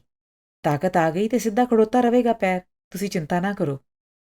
ਬੀਜੀ ਜਿਵੇਂ ਸਫਾਈ ਦੇ ਰਹੇ ਸਨ, ਇੱਕੋ ਸਾਹੇ, ਜਿਵੇਂ ਡੌਲੀ ਦਾ ਪੈਰ ਕੋਈ ਗੁਨਾਹ ਸੀ ਜਿਹੜਾ ਬੀਜੀ ਨੇ ਕੀਤਾ ਸੀ ਤੇ ਹੁਣ ਉਹਦੇ ਲਈ ਰਿਆਇਤ ਮੰਗ ਰਹੇ ਸਨ, ਮਾਫੀ ਮੰਗ ਰਹੇ ਸਨ। ਨਹੀਂ, ਬਿਲਕੁਲ ਵਿੰਗਾ ਏ ਪੈਰ। ਵੱਡੀ ਹੋਵੇਗੀ ਤਾਂ ਮੁਸੀਬਤ ਤੇ ਮੈਨੂੰ ਹੀ ਪਵੇਗੀ। ਲੰਗੜੀ ਕੁੜੀ, ਕੀ ਕਰਾਂਗਾ ਮੈਂ ਇਹਦਾ? ਦਾਰ ਜੀ ਰੋਟੀ ਖਾ ਕੇ ਅੰਦਰ ਆਰਾਮ ਕਰ ਰਹੇ ਸਨ। ਨਿੱਕਿਆਂ ਹੁੰਦਿਆਂ ਤੋਂ ਹੀ ਉਹਨਾਂ ਨੂੰ ਰੋਟੀ ਖਾਣ ਮਗਰੋਂ ਦੁਪਹਿਰੇ ਸੌਂਦਿਆਂ ਵੇਖਿਆ ਸੀ ਅਸੀਂ। ਜਦੋਂ ਉਹ ਸੁੱਤੇ ਹੋਣ, ਘਰ ਵਿੱਚ ਬਿਲਕੁਲ ਖਾਮੋਸ਼ੀ ਹੁੰਦੀ ਸੀ। ਗੱਲ ਵੀ ਕਰਨੀ ਹੋਵੇ ਤਾਂ ਫੁਸਫੁਸਾ ਕੇ ਕੀਤੀ ਜਾਂਦੀ ਸੀ। ਪਰ ਹੁਣ ਤੇ ਰਾਜ ਹੋਰਾਂ ਦਾ ਰਾਜ ਸੀ ਘਰ ਤੇ। ਉਹ ਉੱਚਾ ਬੋਲ ਰਹੇ ਸਨ ਤੇ ਕਿਸੇ ਦੀ ਹਿੰਮਤ ਨਹੀਂ ਸੀ ਇਹ ਕਹਿਣ ਦੀ ਕਿ ਦਾਰ ਜੀ ਆਰਾਮ ਕਰ ਰਹੇ ਨੇ। ਆਪਣੇ ਹੀ ਘਰ ਵਿੱਚ ਦਾਰ ਜੀ ਤੇ ਬੀਜੀ ਰਾਜ ਦੀ ਹੁਕਮਰਾਨੀ ਵਿੱਚ ਰਹਿ ਰਹੇ ਸਨ ਤੇ ਮੈਂ ਤਾਂ ਸਾਹ ਹੀ ਗੋਲ ਲੋਟਾ। ਪੂਰੇ ਘਰ ਵਿੱਚ ਲੁੜਕ ਰਹੀ ਸਾਂ, ਇਧਰੋਂ ਉਧਰ। ਦਾਰ ਜੀ ਬਾਹਰ ਆ ਗਏ, ਵਿਹੜੇ ਵਿੱਚ। ਕਹਿਣ ਲੱਗੇ, ਰਾਜ ਜੀ, ਮੈਂ ਵੀ ਡਾਕਟਰ ਹਾਂ। ਕੁੜੀ ਦੇ ਪੈਰ ਨੂੰ ਕੁਝ ਨਹੀਂ ਹੋਇਆ, ਕਮਜ਼ੋਰ ਜੂ ਹੋਈ। ਇਸੇ ਕਰਕੇ ਪੈਰ ਸਿੱਧਾ ਖੜੋਤਾ ਨਹੀਂ ਰਹਿੰਦਾ। ਇਸੇ ਕਰਕੇ ਤਾਂ ਰੋਜ਼ ਮਾਲਿਸ਼ ਕਰੀਦੀ ਏ। ਰਾਜ ਭੜਕ ਉੱਠੇ, ਮੈਂ ਜਾਣਨਾ ਜਿਹੜੇ ਤੁਸੀਂ ਡਾਕਟਰ ਹੋ। ਹੋਮਿਓਪੈਥੀ ਵੀ ਕੋਈ ਡਾਕਟਰੀ ਹੁੰਦੀ ਏ? ਜਲੇਬੀਆਂ ਦੀ ਹੱਟੀ ਨਾ ਖੋਲੀ ਤੇ ਹੋਮਿਓਪੈਥੀ ਦੀ ਖੋਲ ਲਈ, ਇੱਕੋ ਗੱਲ ਏ। ਦਾਰ ਜੀ ਦਾ ਰੰਗ ਫੱਕ ਹੋ ਗਿਆ। ਬਿਲਕੁਲ ਚੁੱਪ ਰਹੇ, ਕੰਬਦੇ ਹੋਏ, ਆਪਣੇ ਰੋਹ ਦਾ ਘੁੱਟ ਭਰਦੇ ਹੋਏ। ਰਾਜ ਨੇ ਕਿਹਾ, ਮੈਂ ਇਹਦੇ ਪੈਰ ਨੂੰ ਪਲਸਤਰ ਲਾ ਦੇਣਾ, ਸਿੱਧਾ ਹੋ ਜਾਏਗਾ। ਦਾਰ ਜੀ ਨੇ ਕਿਹਾ, ਇੰਨੇ ਨਰਮ ਮਾਸ ਤੇ ਪਲਸਤਰ ਲਾਓਗੇ? ਸਾਰੀ ਲੱਤ ਹੀ ਗਲ ਜਾਏਗੀ। ਤੁਸੀਂ ਦਖਲ ਨਾ ਦਿਓ, ਬਸ ਪਲਸਤਰ ਹੀ ਲੱਗੇਗਾ ਇਹਨੂੰ। ਦਾਰ ਜੀ ਨੇ ਮੇਰੇ ਵਿਆਹ ਤੋਂ ਬਾਅਦ ਪਹਿਲੀ ਵਾਰੀ ਬਗਾਵਤ ਕੀਤੀ। ਨਹੀਂ, ਪਲਸਤਰ ਇਸ ਘਰ ਵਿੱਚ ਤਾਂ ਨਹੀਂ ਲੱਗੇਗਾ। ਮੈਂ ਜਾਣਦਿਆਂ ਬੁੱਝਦਿਆਂ ਉਹਦੀ ਲੱਤ ਗਲਦੀ ਨਹੀਂ ਵੇਖ ਸਕਦਾ। ਉਂਝ ਕੁੜੀ ਤੁਹਾਡੀ ਏ, ਇਹਨੂੰ ਕਿਧਰੇ ਹੋਰ ਲੈ ਜਾਓ ਤੇ ਬੇਸ਼ੱਕ ਵੱਢ ਦਿਓ ਉਹਦੀ ਲੱਤ। ਗੱਲ ਕਰਦਿਆਂ ਦਾਰ ਜੀ ਦਾ ਗੱਚ ਭਰ ਆਇਆ ਤੇ ਉਹ ਅੰਦਰ ਚਲੇ ਗਏ। ਮੈਂ ਵੇਖ ਲਵਾਂਗਾ ਸਾਰਿਆਂ ਨੂੰ, ਘਰ ਦੀ ਧੌਂਸ ਦਿੰਦੇ ਨੇ। ਘਰ ਮਾਈ ਫੁੱਟ। ਤੇ ਉਹ ਪੈਰ ਪਟਕਦੇ ਹੋਏ ਬਾਹਰ ਨਿਕਲ ਗਏ। ਰਾਤੀ ਘਰ ਨਹੀਂ ਆਏ, ਅਗਲੇ ਦਿਨ ਵੀ ਨਹੀਂ। ਬੀਜੀ ਦਾਰ ਜੀ ਬਹੁਤ ਡਰ ਗਏ। ਹੁਣ ਕੀ ਹੋਵੇਗਾ? ਅਸੀਂ ਵੀ ਪਟੇਲ ਨਗਰ ਰਹਿੰਦੇ ਹਾਂ ਤੇ ਉਹਦੀ ਦੁਕਾਨ ਵੀ ਪਟੇਲ ਨਗਰ ਹੀ ਲੈ ਦਿੱਤੀ ਹੈ। ਸਾਰਿਆਂ ਨੂੰ ਪਤਾ ਲੱਗੇਗਾ, ਮਿੱਟੀ ਪੁੱਟੀ ਜਾਏਗੀ। ਕਿਹੜਾ ਮੂੰਹ ਲੈ ਕੇ ਬਾਹਰ ਨਿਕਲਾਂਗੇ? ਸ਼ਾਮ ਨੂੰ ਕਾਲਜੋਂ ਆ ਕੇ ਸਿੱਧੀ ਰਾਜ ਦੀ ਦੁਕਾਨ ਤੇ ਗਈ। ਉਹ ਮੂੰਹ ਫੁਲਾ ਕੇ ਬੈਠੇ ਰਹੇ। ਘਰ ਕਿਉਂ ਨਹੀਂ ਆਏ? ਮੈਂ ਡਰਦਿਆਂ ਡਰਦਿਆਂ ਪੁੱਛਿਆ।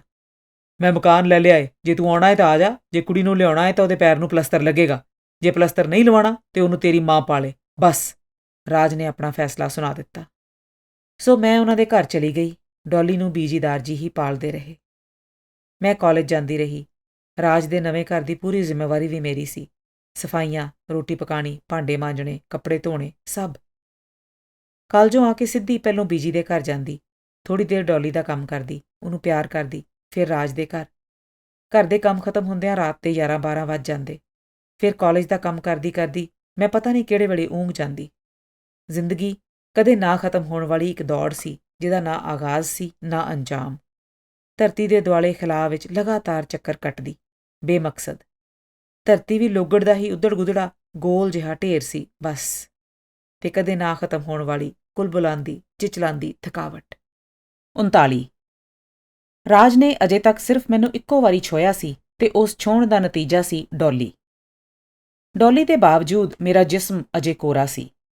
ਜਜ਼ਬੇ ਦੀ ਸ਼ਿੱਦਤ ਕੀ ਹੁੰਦੀ ਏ, ਕੁਝ ਪਤਾ ਨਹੀਂ ਸੀ। ਸੈਕਸ ਦੀ ਭੁੱਖ ਕੀ ਹੁੰਦੀ ਏ, ਪਤਾ ਨਹੀਂ ਸੀ। ਰਾਜ ਦਾ ਗੁੱਸਾ ਤੇਜ਼ ਹੁੰਦਾ ਜਾਂਦਾ ਸੀ। ਰਤਾ ਕੋਈ ਗਲਤੀ ਹੋ ਜਾਵੇ ਤਾਂ ਹਥੌੜੇ ਵਰਗਾ ਥੱਪੜ ਪੈਂਦਾ ਸੀ। ਚਿਹਰਾ ਬਚਾਉਂਦੀ ਤਾਂ ਮੋਢੇ ਤੇ, ਮੋਢਾ ਬਚਾਉਂਦੀ ਤਾਂ ਪਿੱਠ ਤੇ। ਡੌਲੀ 6 ਕੁ ਮਹੀਨਿਆਂ ਦੀ ਹੀ ਹੋਈ ਸੀ ਹਾਲੀ ਕਿ ਉਹ ਇੱਕ ਰਾਤ ਮੇਰੇ ਮੰਜੇ ਤੇ ਆਏ ਤੇ ਬੜੀ ਸਰਦ, ਠਰੀ ਹੋਈ, ਯਖ ਆਵਾਜ਼ ਵਿੱਚ ਕਿਹਾ, ਮੈਨੂੰ ਮੇਲ ਚਾਈਲਡ ਚਾਹੀਦਾ ਏ। ਤੇ 2 ਮਿੰਟਾਂ ਵਿੱਚ ਹੀ ਆਪਣਾ ਬੀਜ ਮੇਰੇ ਜਿਸਮ ਦੀ ਧਰਤੀ ਵਿੱਚ ਬੀਜ ਕੇ ਜਿਵੇਂ ਇੱਕ ਜ਼ਰੂਰੀ ਕੰਮ ਤੋਂ ਸੁਰਖਰੂ ਹੋ ਗਏ। ਅੱਜ ਸੋਚਦੀ ਹਾਂ ਤਾਂ ਖੁਦ ਹੈਰਾਨੀ ਹੁੰਦੀ ਏ ਕਿ 12 ਵਰ੍ਹਿਆਂ ਦੀ ਵਿਆਹੁਤਾ ਜ਼ਿੰਦਗੀ ਵਿੱਚ ਮੇਰੇ ਖਾਵੰਦ ਨੇ ਮੈਨੂੰ ਸਿਰਫ 2 ਵਾਰੀ ਛੋਹਿਆ ਸੀ। ਕੁੱਲ ਮਿਲਾ ਕੇ ਮੇਰੀ ਸ਼ਾਦੀशुदा ਜ਼ਿੰਦਗੀ 3.5 ਜਾਂ 4 ਮਿੰਟ ਦੀ ਸੀ। 40 ਪਤਾ ਨਹੀਂ ਕਦੋਂ ਮੇਰੇ ਜਿਸਮ ਦੀ ਭੁੱਖ ਜਾਗੀ ਹੋਵੇਗੀ। ਅੰਦਰੇ ਅੰਦਰ ਲਾਟਾਂ ਮੱਘਦੀਆਂ, ਮੇਰਾ ਜਿਸਮ ਤੰਦੂਰ ਵਿੱਚ ਕਬਾਬ ਹੁੰਦਾ ਰਹਿੰਦਾ। ਪਰ ਹਮੇਸ਼ਾ ਇਹੀ ਲੱਗਦਾ ਸੀ ਕਿ ਔਰਤ ਆਪਣੇ ਮੂੰਹੋਂ ਆਪਣੇ ਜਿਸਮ ਦੀ ਭੁੱਖ ਪਿਆਸ ਦੀ ਗੱਲ ਨਹੀਂ ਕਰਦੀ। ਗੱਲ ਕਰ ਹੀ ਨਹੀਂ ਸਕਦੀ। ਕਮ ਅਜ਼ ਕਮ ਸ਼ਰੀਫ ਔਰਤਾਂ ਨੂੰ ਖਾਮੋਸ਼ ਰਹਿਣਾ ਲਾਜ਼ਮੀ ਹੁੰਦਾ ਏ ਤੇ ਇੰਤਜ਼ਾਰ ਕਰਨਾ ਹੁੰਦਾ ਏ ਉਸ ਘੜੀ ਦਾ ਜਦੋਂ ਖਾਵੰਦ ਆਪਣੀ ਪਿਆਸ ਮਿਟਾਉਣ ਲਈ ਬੀਵੀ ਦੇ ਬਿਸਤਰੇ ਤੱਕ ਚਲਾ ਆਵੇ। ਪਰ ਉਹ ਘੜੀ ਫੇਰ ਕਦੇ ਨਹੀਂ ਆਈ। ਸ਼ਾਇਦ ਮੈਂ ਰਾਜ ਵਿੱਚ ਉਹ ਪਿਆਸ ਜਗਾਉਣ ਦੇ ਕਾਬਲ ਹੀ ਨਹੀਂ ਸਾਂ। ਸ਼ਾਇਦ ਇਸ ਲਈ ਵੀ ਕਿ ਉਹ ਕੁੜੀ ਜਿਸ ਨਾਲ ਉਹਨਾਂ ਦਾ ਵਿਆਹ ਹੋਣਾ ਸੀ ਹੁਣ ਫੇਰ ਉਹਨਾਂ ਦੀ ਜ਼ਿੰਦਗੀ ਵਿੱਚ ਚਲੀ ਆਈ ਸੀ।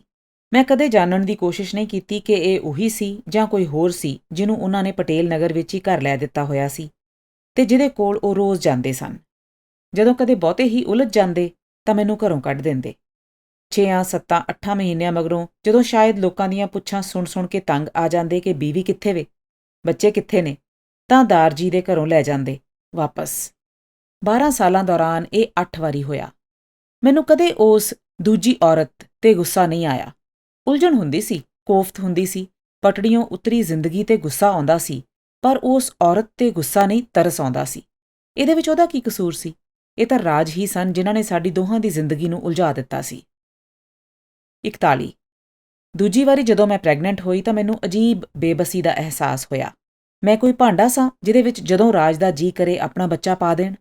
ਲੈ, ਹੁਣ 9 ਮਹੀਨੇ ਇਹਨੂੰ ਆਪਣਾ ਲਹੂ ਪਿਆ ਕੇ ਜੰਮ। ਨਹੀਂ, ਐਤਕੀ ਨਹੀਂ। ਐਬੋਰਸ਼ਨ? ਪਰ ਉਹ ਕਿੱਥੇ ਹੁੰਦੀ ਏ, ਕਿਸ ਤਰ੍ਹਾਂ ਕਰਵਾਈ ਦੀ ਏ, ਇਹਦਾ ਕੋਈ ਪਤਾ ਨਹੀਂ ਸੀ।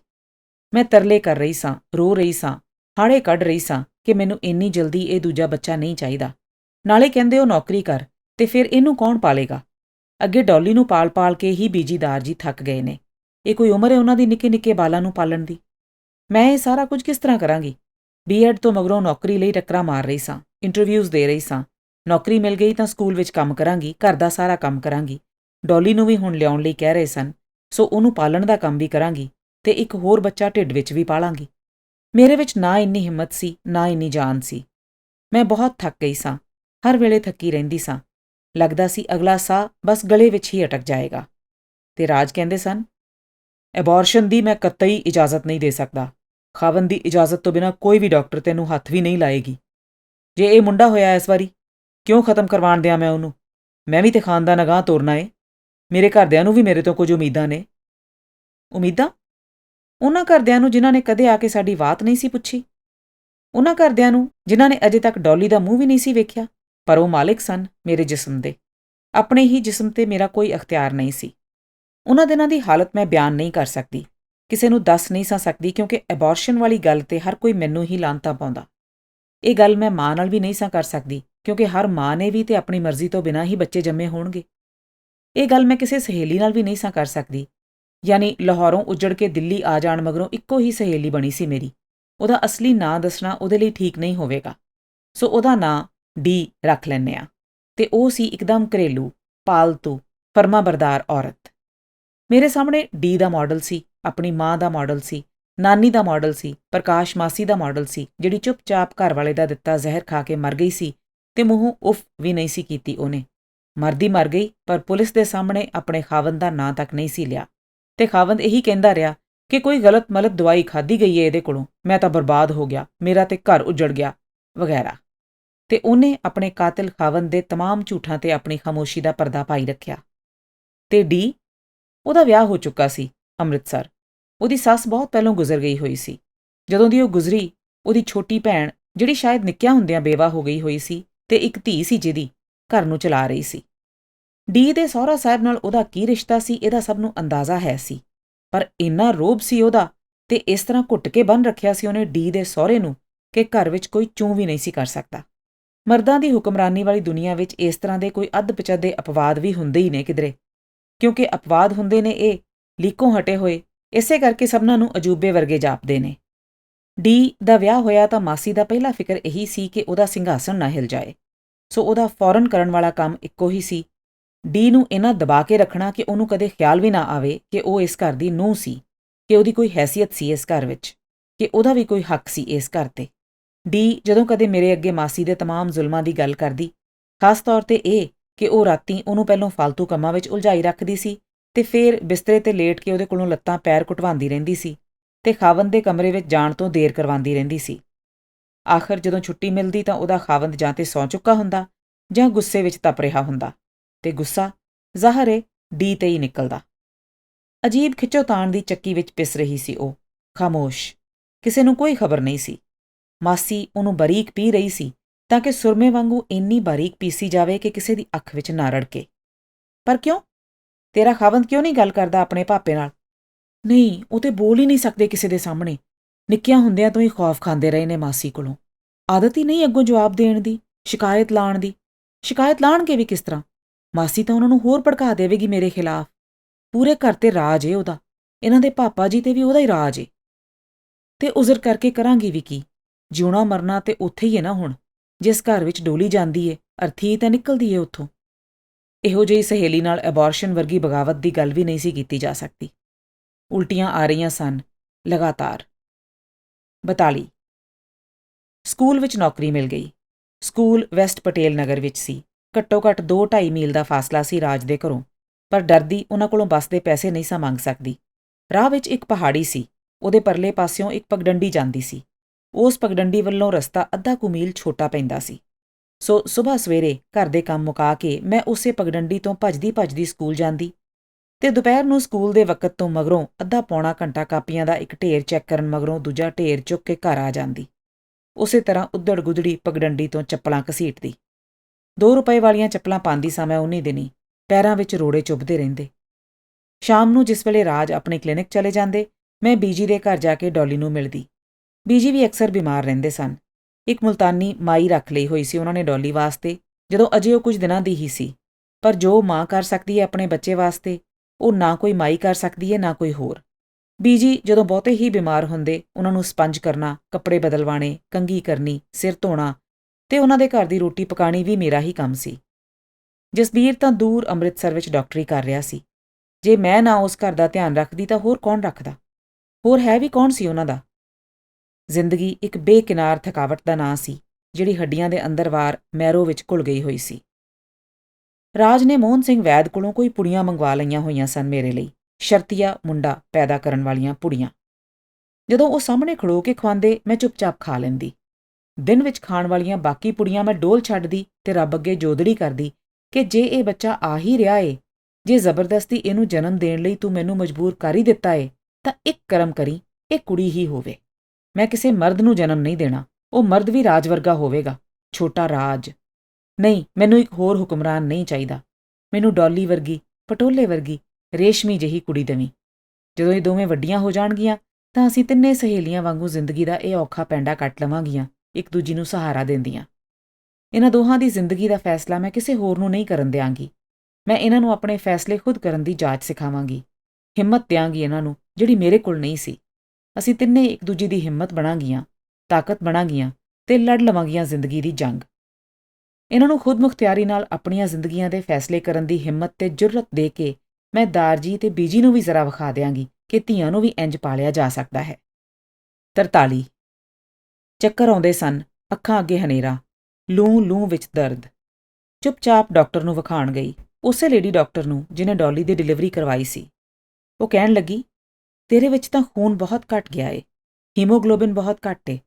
ਜੇ ਕੁਝ ਹਜ਼ਮ ਨਹੀਂ ਹੋ ਰਿਹਾ ਤਾਂ ਸੰਗਤਰਿਆਂ ਮੌਸਮੀਆਂ ਦਾ ਜੂਸ ਹੀ ਪੀ। ਮੈਂ ਰਾਜ ਨੂੰ ਕਿਹਾ, ਮੈਨੂੰ ਸੰਗਤਰੇ ਲਿਆ ਦਿਓ ਜਾਂ ਪੈਸੇ ਹੀ ਦੇ ਦਿਓ ਸੰਗਤਰਿਆਂ ਵਾਸਤੇ। ਡਾਕਟਰ ਨੇ ਕਿਹਾ ਏ ਜੂਸ ਪੀ। ਜੂਸ?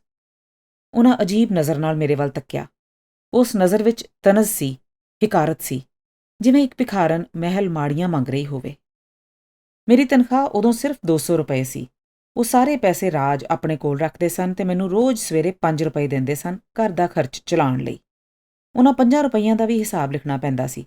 ਕਿੰਨੇ ਦੀ ਸਬਜ਼ੀ ਆਈ, ਕਿੰਨੇ ਦੀ ਦਾਲ, ਕਿੰਨੇ ਦਾ ਲੂਣ ਮਿਰਚ, ਕਿੰਨੇ ਦਾ ਸਟੋਵ ਲਈ ਮਿੱਟੀ ਦਾ ਤੇਲ, ਕਿੰਨੇ ਦੀਆਂ ਮਾਚਿਸਾਂ, ਕਿੰਨੇ ਦੀ ਡਬਲ ਰੋਟੀ, ਕਿੰਨੇ ਦਾ ਆਟਾ। ਉਹ ਹਿਸਾਬ ਉਹ ਖੁਦ ਚੈੱਕ ਕਰਦੇ ਸਨ, 4-5 ਦਿਨੀ। ਐਤਵਾਰ ਨੂੰ ਤਾਂ ਜ਼ਰੂਰ ਹੀ ਚੈੱਕ ਹੁੰਦੀ ਸੀ ਉਹ ਕਾਪੀ। ਵੇਖਦੇ ਸਨ ਕਿ ਮਾਚਿਸ ਦਾ ਪੈਕਟ ਪਿਛਲੀ ਵਾਰੀ ਕਦੋਂ ਆਇਆ ਸੀ, 1 ਕਿਲੋ ਗੰਢੇ ਕਿੰਨੇ ਦਿਨ ਚੱਲੇ ਸਨ, ਮਿੱਟੀ ਦਾ ਤੇਲ ਕਿੰਨਾ ਆਇਆ ਸੀ। ਰਤਾ ਕੋ ਵੀ ਗਲਤੀ ਲੱਭ ਜਾਏ ਤਾਂ ਡਾਂਟ ਡਪਟ। ਉਹ ਇੰਨੇ ਨਾਰਾਜ਼ ਹੋਏ ਤੇ ਮੈਂ ਵੀ ਸ਼ਾਇਦ ਪਹਿਲੀ ਵਾਰੀ ਆਪਣੇ ਸੰਗਤਰਿਆਂ ਦੇ ਤਕਾਜ਼ੇ ਤੇ ਅੜ ਗਈ ਕਿ ਉਹਨਾਂ ਪਹਿਲਾਂ ਮੈਨੂੰ ਕੁੱਟਿਆ, ਫੇਰ ਕਿਹਾ, ਜਾ ਆਪਣੇ ਪਿਓ ਦੇ ਘਰ ਜੇ ਸੰਗਤਰੇ ਚਾਹੀਦੇ ਨੇ ਤਾਂ, ਤੇ ਮੈਨੂੰ ਉਸੇ ਤਰ੍ਹਾਂ ਤਿੰਨਾਂ ਕੱਪੜਿਆਂ ਵਿੱਚ ਘਰੋਂ ਧੱਕਾ ਮਾਰ ਕੇ ਬਾਹਰ ਕੱਢ ਦਿੱਤਾ ਤੇ ਦਰਵਾਜ਼ਾ ਅੰਦਰੋਂ ਠਾਹ ਕਰਕੇ ਬੰਦ ਕਰ ਲਿਆ। ਇਹ ਮੇਰੀ ਪਹਿਲੀ ਜਲਾਵਤ ਨਹੀਂ ਸੀ। ਕਾਲੇ ਪਾਣੀ ਦੀ ਸਜ਼ਾ। ਜਾ ਜਿੱਥੇ ਤੇਰੇ ਸਿੰਘ ਸਮਾਣ। ਹੁਸ਼ ਹੁਸ਼, ਨਿਕਲ ਇੱਥੋਂ। ਇਹ ਤੇਰੇ ਪਿਓ ਦਾ ਘਰ ਏ। ਉਂਝ ਵੀ ਰਾਜ ਹਮੇਸ਼ਾ ਇਹੀ ਕਹਿੰਦੇ ਸਨ। ਇਹ ਤੇਰੇ ਪਿਓ ਦਾ ਘਰ ਏ ਕਿ 2-2 ਬੱਤੀਆਂ ਜਗਾ ਕੇ ਸਕੂਲ ਦੀਆਂ ਕਾਪੀਆਂ ਵੇਖੀਆਂ ਜਾ ਰਹੀਆਂ ਨੇ। ਇਹ ਤੇਰੇ ਪਿਓ ਦਾ ਘਰ ਏ ਕਿ 4 ਦਿਨਾਂ ਵਿੱਚ ਤੀਲਾਂ ਵਾਲੀ ਡੱਬੀ ਖਤਮ ਹੋ ਗਈ। ਯਾਨੀ ਕਿ ਪਿਓ ਦੇ ਹੀ ਘਰ ਵਿੱਚ ਮੈਂ ਜੋ ਦਿਲ ਕਰੇ ਕਰ ਸਕਦੀ ਸਾਂ, ਰਾਜ ਦੇ ਘਰ ਵਿੱਚ ਨਹੀਂ। ਕੀ ਵਾਕਈ? ਦਾਰ ਜੀ ਦੇ ਘਰ ਵਿੱਚ ਤਾਂ ਮੈਂ ਆਪਣੀ ਹੋਂਦ ਤੋਂ ਵੀ ਸ਼ਰਮਸਾਰ ਰਹਿੰਦੀ ਸਾਂ।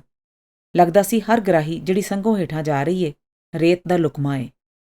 ਉਂਝ ਤੇ ਉਸ ਘਰ ਵਿੱਚ ਹਮੇਸ਼ਾ ਤੋਂ ਹੀ ਦਾਰ ਜੀ ਦਾ ਰਾਜ ਚੱਲਦਾ ਸੀ, ਪਰ ਵਿਆਹ ਤੋਂ ਮਗਰੋਂ ਮੈਂ ਉਹਨਾਂ ਦੀ ਰੈਗੂਲਰ ਪਰਜਾ ਵੀ ਤੇ ਨਹੀਂ ਸਾਂ ਰਹਿ ਗਈ। ਬਸਤੀਓਂ ਬਦਰ, ਪਿੰਡ ਦੇ ਬਾਹਰ-ਵਾਰ ਜਿਵੇਂ ਕਮੀਆਂ ਕਮੀਣਾਂ ਦੀਆਂ ਝੁੱਗੀਆਂ ਹੁੰਦੀਆਂ ਨੇ। ਨਹੀਂ, ਕੋਈ ਕੁਝ ਨਹੀਂ ਸੀ ਕਹਿੰਦਾ ਦਾਰ ਜੀ ਬੀਜੀ ਦੇ ਘਰ ਵਿੱਚ। ਪਰ ਇਹੀ ਤੇ ਗੱਲ ਏ ਕਿ ਕੋਈ ਕੁਝ ਕਹਿੰਦਾ ਹੀ ਨਹੀਂ ਸੀ। ਗੱਲ ਹੀ ਨਹੀਂ ਸੀ ਕਰਦਾ ਉਸ ਹਾਹਾਕਾਰ ਦੀ ਜਿਹੜਾ ਮੇਰੀਆਂ ਨਸਾਂ ਵਿੱਚ ਗੂੰਜਦਾ ਸੀ, ਮੇਰੀਆਂ ਪਸਲੀਆਂ ਦੇ ਅੰਦਰ ਲਗਾਤਾਰ ਤੜਫਾਂਦਾ ਗੂੰਜਦਾ ਸੀ। ਗੱਲ ਹੀ ਨਹੀਂ ਸੀ ਕਰਦਾ ਕੋਈ ਉਸ ਧੁੰਦੂਕਾਰ ਦੀ ਜਿਹੜਾ ਮੇਰੇ ਸਿਰ ਵਿੱਚ ਹਜ਼ਾਰਾਂ ਗਿੱਧਾਂ ਵਾਂਗੂ ਲਟਕਿਆ ਹੋਇਆ ਸੀ। ਗੱਲ ਕਰਦਾ ਵੀ ਤੇ ਕੌਣ ਕਰਦਾ? ਵਿਆਹ ਤੋਂ ਪਹਿਲਾਂ ਵੀ ਕਿਹੜਾ ਕੋਈ ਮੇਰੇ ਨਾਲ ਗੱਲਾਂ ਦੇ ਛੋਪੇ ਪਾਉਂਦਾ ਸੀ? ਹੁਣ ਸੋਚਦੀ ਸਾਂ ਤਾਂ ਲੱਗਦਾ ਸੀ ਕਿ ਮੇਰੇ ਜੰਮਣ ਤੋਂ ਲੈ ਕੇ ਹੁਣ ਤੱਕ ਜੇ ਕਿਸੇ ਨੇ ਕੋਈ ਗੱਲ ਕੀਤੀ ਸੀ ਮੇਰੇ ਨਾਲ ਤਾਂ ਸਿਰਫ ਹੁਕਮ ਦੇਣ ਲਈ ਕਿ ਇਹ ਨਹੀਂ ਕਰਨਾ ਜਾਂ ਇਹ ਕਰ। ਇਸ ਘਰ ਵੀ ਇਹੀ, ਉਸ ਘਰ ਵੀ ਇਹੀ। ਰਾਜ ਦੇ ਘਰ ਵਿੱਚ ਤਾਂ ਮੈਂ ਕੁਰਸੀ ਨਾਲੋਂ ਵੀ ਗਈ ਬੀਤੀ ਸਾਂ, ਕਿਉਂਕਿ ਮੈਨੂੰ ਹੁਕਮ ਸੀ ਤੂੰ ਆਪੇ ਹੀ ਆਪਣੇ ਆਪ ਨੂੰ ਝਾੜਨਾ ਏ, ਆਪੇ ਹੀ ਪੂੰਝਣਾ ਏ, ਆਪੇ ਹੀ ਆਪਣੀਆਂ ਟੁੱਟੀਆਂ ਟੰਗਾਂ ਦੀ ਜਾਂ ਉਧੜੀ ਸੀਟ ਦੀ ਮੁਰੰਮਤ ਕਰਨੀ ਏ ਤੇ ਆਪਣੇ ਆਪ ਨੂੰ ਕਿਸੇ ਦੇ ਬਹਿਣ ਲਈ ਪੇਸ਼ ਕਰਨ ਲਈ ਹਰ ਵੇਲੇ ਤਿਆਰ ਰਹਿਣਾ ਏ। ਰਾਜ ਦੇ ਘਰ ਤਾਂ ਕਿਸੇ ਭਾਂਡੇ ਟਿੰਡੇ ਨਾਲੋਂ ਵੀ ਗਈ ਗੁਜ਼ਰੀ ਹੈਸੀਅਤ ਸੀ ਮੇਰੀ, ਕਿਉਂਕਿ ਭਾਂਡੇ ਨੂੰ ਤਾਂ ਸਵਾਰ ਕੇ ਮਾਂਜਿਆ, ਧੋਤਾ, ਲਿਸ਼ਕਾਇਆ, ਚਮਕਾਇਆ ਜਾਂਦਾ ਏ, ਪੂੰਝ ਕੇ ਅਲਮਾਰੀ ਵਿੱਚ ਰੱਖਿਆ ਜਾਂਦਾ ਏ। ਮੈਂ ਤੇ ਆਪਣੇ ਆਪ ਨੂੰ ਹੀ ਧੋ ਮਾਂਜ ਕੇ ਤਿਆਰ ਰੱਖਣਾ ਸੀ, ਜਿਸ ਨੂੰ ਜਿਸ ਵੇਲੇ ਵੀ ਜਿਸ ਤਰ੍ਹਾਂ ਵੀ ਇਸਤੇਮਾਲ ਕਰਨਾ ਹੋਵੇ ਕੀਤਾ ਜਾ ਸਕਦਾ ਸੀ।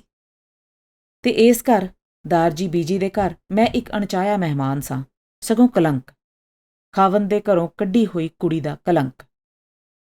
ਗੁਰੂ ਗ੍ਰੰਥ ਸਾਹਿਬ ਵਿੱਚ ਵੀ ਤਾਂ ਇਹੀ ਲਿਖਿਆ ਏ ਕਿ ਸੁਹਾਗਣ ਦੇ ਮੰਗਲ ਗਾਏ ਜਾਂਦੇ ਨੇ ਤੇ ਡੁਹਾਗਣ, ਦੁਹਚਾਰਣ ਤੇ ਬਦਨਾਮ ਹੁੰਦੀ ਏ। ਬਦਨਾਮੀ ਦਾ ਇਹ ਤੌਕ ਕਿਹੜੇ ਮਾਂ-ਪਿਓ ਖੁਸ਼ੀ ਨਾਲ ਬਰਦਾਸ਼ਤ ਕਰ ਸਕਦੇ ਨੇ? ਇਸੇ ਕਰਕੇ ਤਾਂ ਉਹ ਇਹ ਸਿੱਖਿਆ ਦੇ ਕੇ ਟੋਰਦੇ ਨੇ ਕੁੜੀ ਨੂੰ ਸਹੁਰੇ ਕਿ ਜਿਸ ਘਰ ਵਿੱਚ ਤੇਰੀ ਡੋਲੀ ਜਾ ਰਹੀ ਏ ਉਸ ਘਰ ਵਿੱਚੋਂ ਤੇਰੀ ਅਰਥੀ ਨਿਕਲਣੀ ਚਾਹੀਦੀ ਏ, ਤਾਂ ਕਿ ਕਿਸੇ ਦਾ ਨੱਕ ਨਾ ਕੱਟਿਆ ਜਾਵੇ, ਕੋਈ ਤੋਹਮਤ ਨਾ ਲੱਗੇ, ਖਾਨਦਾਨ ਦੇ ਉਜਲੇ ਨਾਂ ਤੇ ਕੋਈ ਦਾਗ ਨਾ ਲੱਗੇ। ਤੇ ਮੈਂ ਸਾਂ ਕਿ ਅਰਥੀ ਤੇ ਚੜ੍ਹ ਕੇ ਨਹੀਂ, ਪੈਰੀਂ ਤੁਰ ਕੇ ਪੇਕੇ ਚਲੀ ਆਈ ਸਾਂ।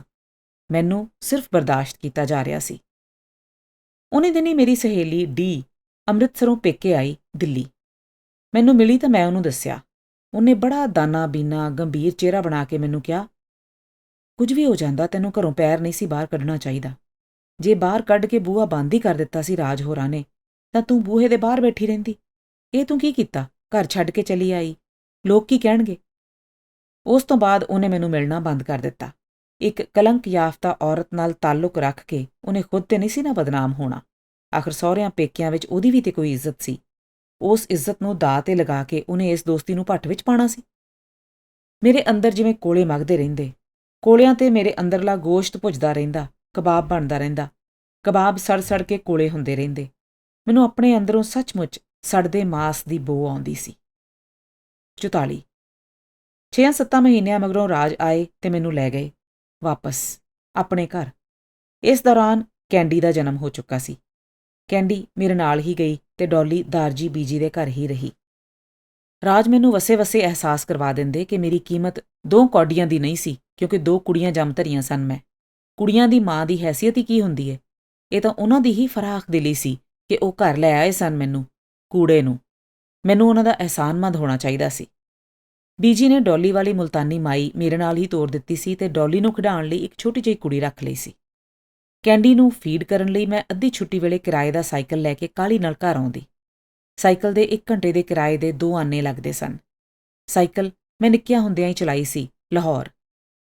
ਕਹਿੰਦੇ ਨੇ ਇੱਕ ਵਾਰੀ ਸਾਈਕਲ ਚਲਾਣੀ ਆ ਜਾਵੇ ਤਾਂ ਫੇਰ ਨਹੀਂ ਭੁੱਲਦੀ।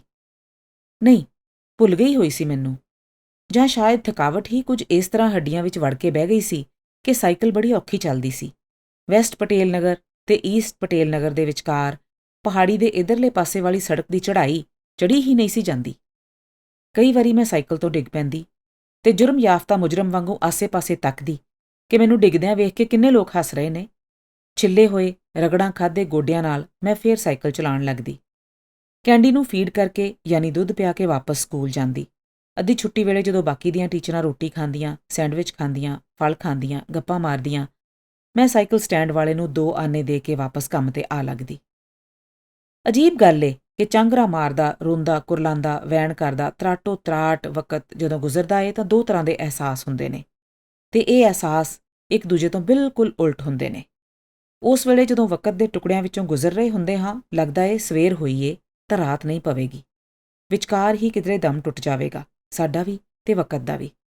ਰਾਤ ਪਈਏ ਤਾਂ ਸਵੇਰ ਨਹੀਂ ਹੋਵੇਗੀ, ਜੇ ਹੋਵੇਗੀ ਵੀ ਤਾਂ ਅਸੀਂ ਨਹੀਂ ਹੋਵਾਂਗੇ ਉਸ ਨੂੰ ਤੱਕਣ ਲਈ।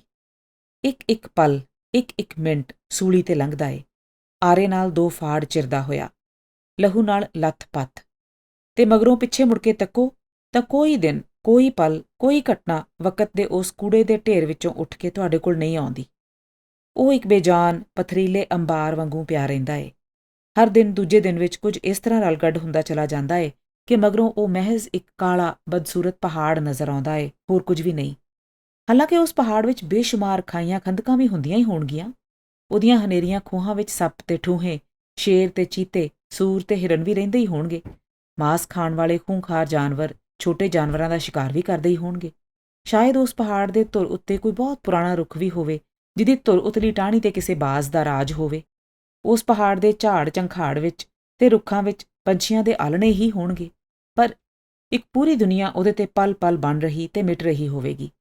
ਪਰ ਮਗਰੋਂ ਉਹ ਸਿਰਫ ਬੇਜਾਨ, ਕਾਲਾ, ਚੱਟਾਨੀ ਅੰਬਾਰ ਜਿਹਾ ਨਜ਼ਰ ਆਉਂਦਾ ਏ, ਬਸ। ਦਰਦ ਦੇ ਆਗਾਜ਼ ਦੀ ਤੁਸੀਂ ਸ਼ਨਾਖਤ ਕਰ ਸਕਦੇ ਹੋ? ਜਦੋਂ ਉਹ ਝੱਖੜ ਬਣ ਕੇ ਝੁੱਲ ਰਿਹਾ ਹੋਵੇ ਤਾਂ ਸਾਰੀ ਸ਼ਨਾਖਤ ਖਤਮ ਹੋ ਜਾਂਦੀ ਏ। ਬਸ ਸਿਰਫ ਇੱਕ ਤਿੱਖੀ ਚੀਸ ਦਾ ਅਹਿਸਾਸ ਬਾਕੀ ਬਚਿਆ ਰਹਿ ਜਾਂਦਾ ਏ, ਜਿਹੜੀ ਸੰਘ ਵਿੱਚ ਅੜੀ ਹੁੰਦੀ ਏ, ਪਸਲੀਆਂ ਦੇ ਅੰਦਰ ਜ਼ਖਮੀ ਪਰਿੰਦੇ ਵਾਂਗੂ ਫੜਫੜਾ ਰਹੀ ਹੁੰਦੀ ਏ। ਉਹ ਸਾਲ ਵੀ ਅਜਿਹੇ ਹੀ ਸਨ। ਕਿਸੇ ਦਿਨ ਦੀ ਨੁਹਾਰ ਦੂਜੇ ਦਿਨ ਨਾਲੋਂ ਵੱਖਰੀ ਨਹੀਂ ਸੀ। ਮੈਂ ਖੁਦ ਕਮਾ ਰਹੀ ਸਾਂ, ਪਰ ਹਰ ਸਵੇਰ ਰਾਜ ਕੋਲੋਂ ਮੰਗਤਿਆਂ ਵਾਂਗੂ 5 ਰੁਪਈਏ ਮੰਗਦੀ ਸਾਂ। ਮੈਂ ਬੱਚਿਆਂ ਦੀ ਨੈਣੀ ਯਾਨੀ ਆਇਆ ਸਾਂ ਸਿਰਫ ਕਿਉਂਕਿ ਮਾਂ ਵਾਂਗੂ ਉਹਨਾਂ ਦੇ ਬਚਪਨ ਦਾ ਲੁਤਫ ਉਠਾਉਣ ਦਾ ਵਕਤ ਹੀ ਨਹੀਂ ਸੀ ਮੇਰੇ ਕੋਲ। ਦੋਹਾਂ ਬੱਚਿਆਂ ਨਾਲ ਮੈਨੂੰ ਬੇਹੱਦ ਮੋਹ ਸੀ। ਮੇਰੀ ਜ਼ਿੰਦਗੀ ਦਾ ਇੱਕੋ ਇੱਕ ਠੋਸ ਸਬੂਤ ਸਨ ਉਹ। ਮੇਰੇ ਪੈਰਾਂ ਹੇਠਲੀ ਜ਼ਮੀਨ ਤੇ ਮੇਰੀ ਜ਼ਿੰਦਗੀ ਦਾ ਔਰਬਿਟ ਸਨ ਉਹ। ਪਰ ਉਹਨਾਂ ਨਾਲ ਖੇਡਣ ਦਾ, ਉਹਨਾਂ ਨੂੰ ਲਾਡ ਕਰਨ ਦਾ, ਉਹਨਾਂ ਦੇ ਤੋਤਲੇ ਬਚਪਨ ਨੂੰ ਮਾਣਨ ਦਾ ਵਕਤ ਹੀ ਨਹੀਂ ਸੀ ਮੇਰੇ ਕੋਲ। ਨਾ ਹੀ ਮਨ ਵਿੱਚ ਕੋਈ ਚਾਅ, ਕੋਈ ਉਮੰਗ, ਕੋਈ ਸੱਧਰ ਬਚੀ ਸੀ। ਜਦੋਂ ਵੀ ਹਾਲਾਤ ਤੇ ਖਿਝ ਆਉਂਦੀ, ਉਹਨਾਂ ਵਿਚਾਰੀਆਂ ਤੇ ਹੀ ਨਿਕਲਦੀ। ਤੁਸੀਂ ਗੁੱਸਾ ਵੀ ਤਾਂ ਉਹਦੇ ਤੇ ਹੀ ਕੱਢ ਸਕਦੇ ਹੋ ਜਿਹੜਾ ਤੁਹਾਡੇ ਸਾਹ ਤੋਂ ਵੀ ਨੇੜੇ ਹੋਵੇ, ਜਿਹੜਾ ਤੁਹਾਡਾ ਆਪਣਾ ਹੋਵੇ। ਡੌਲੀ ਤੇ ਕੈਂਡੀ ਤੋਂ ਇਲਾਵਾ ਮੇਰਾ ਆਪਣਾ ਹੋਰ ਕੌਣ ਸੀ? ਤੇ ਜੇ ਮੈਂ ਉਹਨਾਂ ਦੇ ਬਚਪਨ ਦੀ ਮਸਰਤ ਤੇ ਖੁਸ਼ੀ ਤੋਂ ਮਹਿਰੂਮ ਸਾਂ ਤਾਂ ਉਹ ਵਿਚਾਰੀਆਂ ਵੀ ਤਾਂ ਆਪਣੇ ਬਚਪਨ ਤੋਂ ਮਹਿਰੂਮ ਰਹਿ ਗਈਆਂ। ਸਿਰਫ ਮੇਰੀ ਥਕਾਵਟ, ਆਪਣੇ ਆਪ ਤੇ ਮੇਰੀ ਖਿਝ, ਮੇਰੀ ਜਿਸਮ ਦੀ ਭੱਠੀ ਵਿੱਚ ਧਧਕਦੀ ਅੱਗ ਦਾ ਸੇਕ, ਮੇਰੀ ਗੁਰਬਤ ਹੀ ਤਾਂ ਨਹੀਂ ਸਨ ਇਹਦੇ ਜ਼ਿੰਮੇਵਾਰ। ਇਹਦਾ ਜ਼ਿੰਮੇਵਾਰ ਉਹ ਮਾਹੌਲ ਵੀ ਸੀ ਜਿਹਦੇ ਤੇ ਰਾਜ ਦੀ ਬਾਬਰੀ, ਔਰੰਗਜ਼ੇਬੀ, ਤੈਮੂਰੀ, ਚੰਗੇਜ਼ੀ ਹਕੂਮਤ ਸੀ। ਤੁਸੀਂ ਸੁਣ ਰਹੇ ਸੀ ਅਜੀਤ ਕੌਰ ਦੀ ਆਤਮ ਕਥਾ ਕੂੜਾ ਕਬਾੜਾ ਦੀ ਆਡੀਓ ਬੁੱਕ ਦਾ ਚੌਥਾ ਹਿੱਸਾ। ਬਾਕੀ ਹਿੱਸੇ ਸੁਣਨ ਲਈ ਚੱਲਦੇ ਹਾਂ ਅੱਗੇ। ਇਸ ਚੈਨਲ ਨੂੰ ਸਬਸਕ੍ਰਾਈਬ ਜ਼ਰੂਰ ਕਰ ਲੈਣਾ ਤਾਂ ਕਿ ਤੁਸੀਂ ਇਸ ਕਿਤਾਬ ਨੂੰ ਅਤੇ ਪੰਜਾਬੀ ਦੇ ਹੋਰ ਕੰਟੈਂਟ ਨੂੰ ਸੁਣਨ ਵਾਸਤੇ ਇੱਥੇ ਵਾਪਸ ਆ ਸਕੋ।